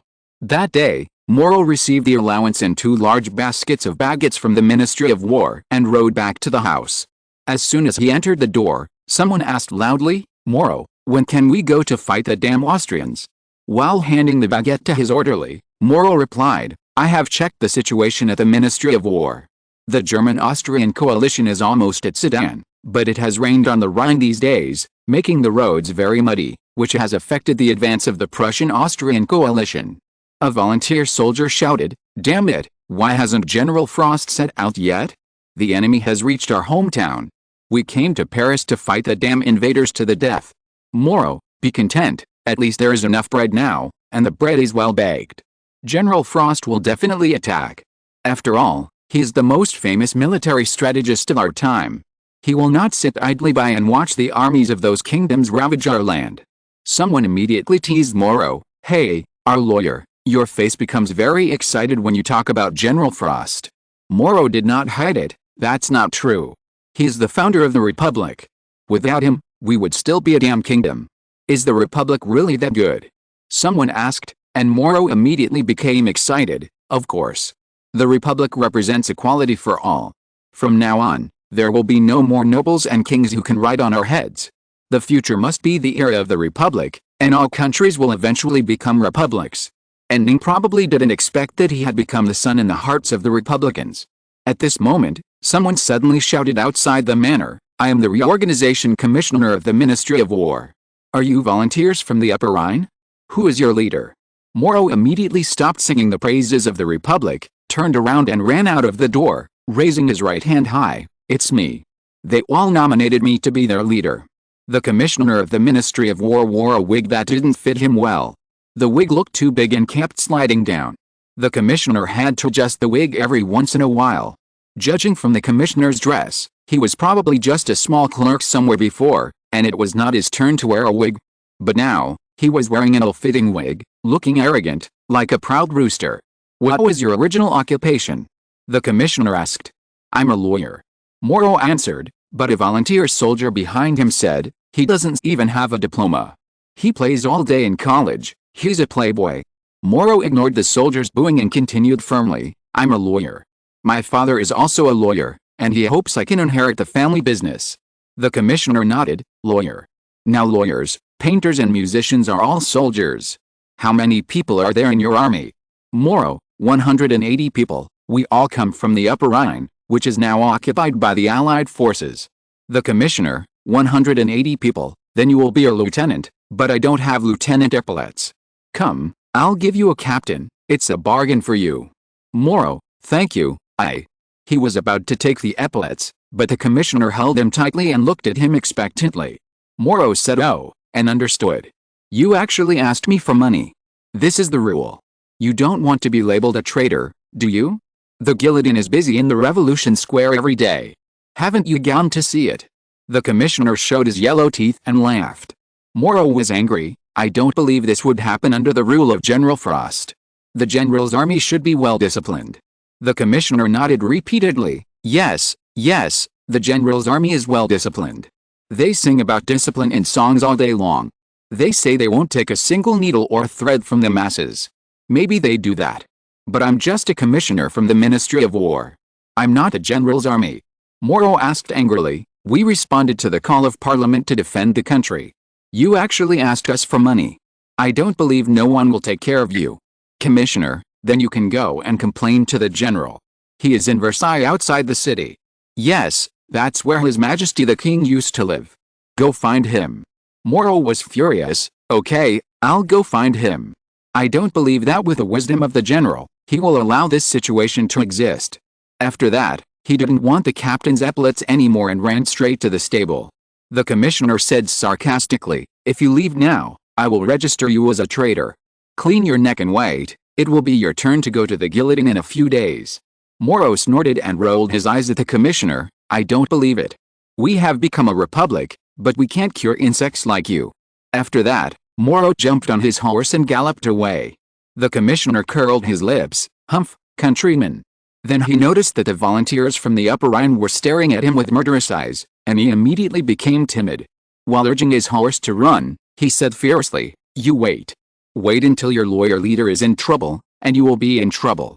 To defend Paris, you must have qualifications." And Ning was preparing to send Lazare Carnot back to Paris, and suddenly heard a noise near the palace gate. So he said to the warrant officer next to him, "Go and see what's going on." The warrant officer took the order and left, and came back a moment later. "Report to the general, someone is making a fuss to see you, it's no big deal." Recently, more and more people have been clamoring to see General Frost, and the whole army is almost used to it. And Ning just said oh, but today he just got lands and was in a good mood, so he said, "It just so happens that I am out too, so I will go and see him. By the way, send Laser back to Paris. Laser, this kind of thing should be handled by the affairs officer. It is not appropriate to set this precedent." And Ning waved his hand. "It doesn't matter, let's go." A moment later, he and Kano arrived at the palace gate. Several sturdy soldiers stopped a big man, and it was obvious that they had entered the stage of intense physical contact. "And Ning, who wants to see me?" Several guards who were holding the big man turned around, and immediately let go, and stretched their bodies like springs. When the big man saw Ning, he immediately stood up and adjusted his clothes awkwardly. And Ning looked at him. "Look at the clothes, you are not a French soldier? Is he a volunteer soldier from somewhere?" The big guy, "Yes, I'm a volunteer soldier from the Upper Rhine, and I'm a lawyer. I'm here to report to you that one of your commissioners has committed the crime of dereliction of duty and corruption." Laser Carnot stepped forward. "The commissioner you are talking about should be the commissioner of the Ministry of War. Many of the commissioners of the Ministry of War are former employees. It is normal that there are good and bad people. And Ning, this is the boss of the Ministry of War. Just tell him, and he will give you a fair deal. We must deal a heavy blow to the speculators and parasites in our system. Do you understand, Carnot?" When the big guy heard this, he immediately smiled. "I knew that His Excellency the General would not sit idly by and watch such things. Your Excellency the General, I am Jean-Victor Marie Moro, and I will devote my life to the Republic until my death." And Ning wanted to leave, but when he heard the man's self-introduction, he trembled and looked at him again. "Who the hell did you say you were?" "Jean-Victor Marie Moro, from Brittany." And Ning couldn't close his mouth. "Damn it, which bastard was trying to make things difficult for you just now? I want to interrogate him personally." Chapter 225 General Frost's Swift Action. "Moro, come with me. There are volunteers from all over the country living on our road. He is probably the one who is responsible for registering the whole road. Come with me, we will definitely find him." So Ning waved his hand and said, "Bring the horse over. I just need to send the Minister of War back to Paris. Let's go and see who this person is. He dares to enrich himself at this critical moment." Julian came over with a horse immediately. And Ning climbed on the horse, turned his head to confirm that all the entourage were on the horse, and then turned his head towards Moro, who had just been discovered. "Let's go." So the group returned to Paris in such a mighty manner. When approaching Moro's station, he pointed to a staff member in front of a house who was arrogantly teaching the volunteers a lesson and said, "That's him. He asked me for a bribe, otherwise he wouldn't give me an officer." And Ning looked carefully at the guy Moro was pointing at and couldn't help but frowning. That guy gave Ning the impression that he was like the #1 thug under the landlord in the kind of art animation depicting the pre-liberation period that he watched when he was a child. Yes, that kind of character who makes people angry just by looking at him, and makes people want to slap him twice. When Ning was a child, he thought these people were more hateful than the landlords. So Ning rode his horse forward without saying a word and asked sternly, "What are you doing?" The commissioner of the Ministry of War was startled, and the wig on his head almost slipped to the ground. He turned his head angrily and roared, "You scared me. If my wig fell on the ground, can you, a stinky soldier, afford to pay for it? This is a very valuable wig. And Ning was shocked. What the hell, this guy didn't even recognize him. And Ning, open your eyes wide and see clearly who I am.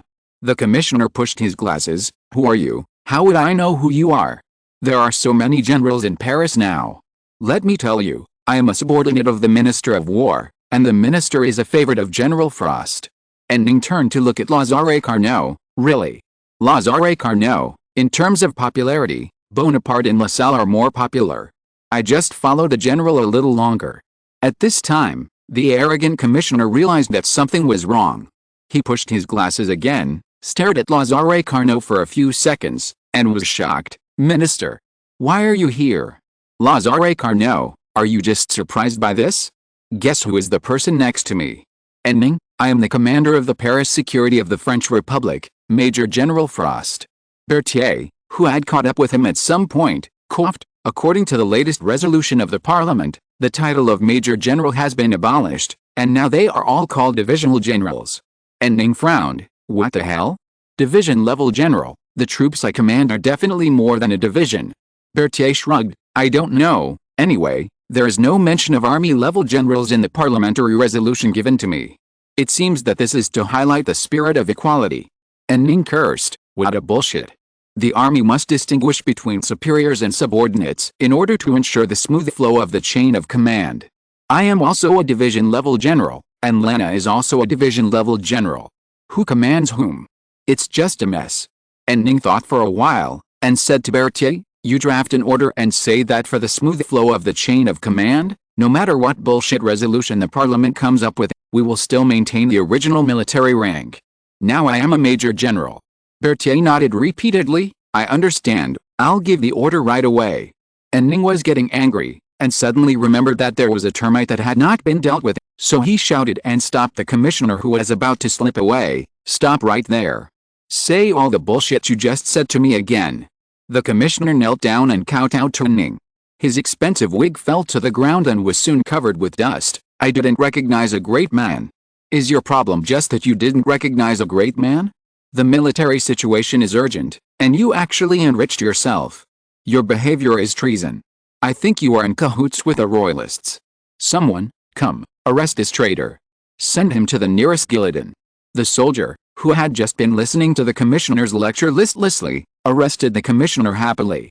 The officer who arrested him happily took out a few gold crowns from the commissioner's pocket, and then said to Ning, General, if you hadn't come, I would not have been able to get these gold crowns back.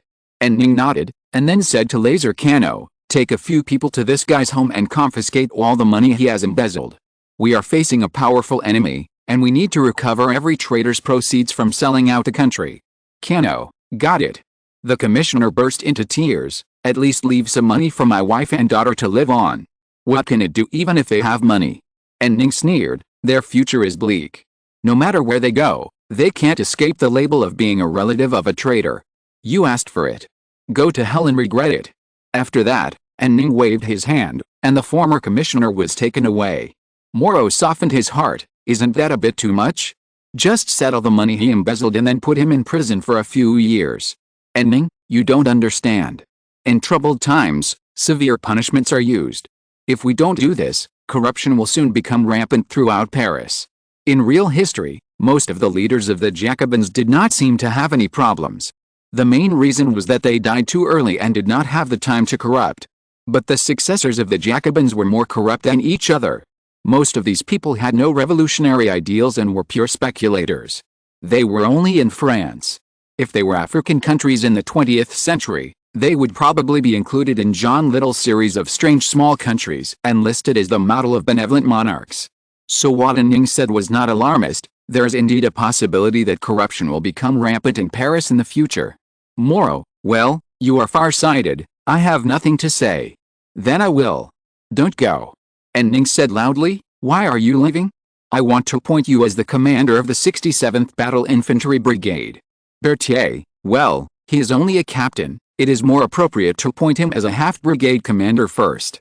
A captain serving as a half-brigade commander is already a very, very special promotion, and it is only possible now that we are short of officers.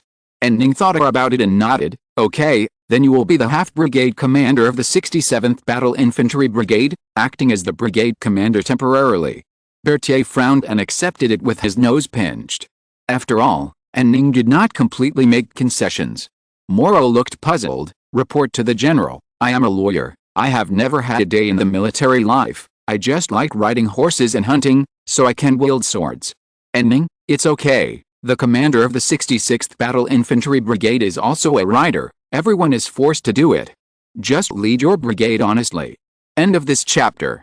Thank you very much for reaching the end. Don't forget to like. Looking for more exclusive content and immediate access? Subscribe to our Patreon. Remember, every like, subscription, or donation encourages us to continue. Thanks to everyone, see you in the next video.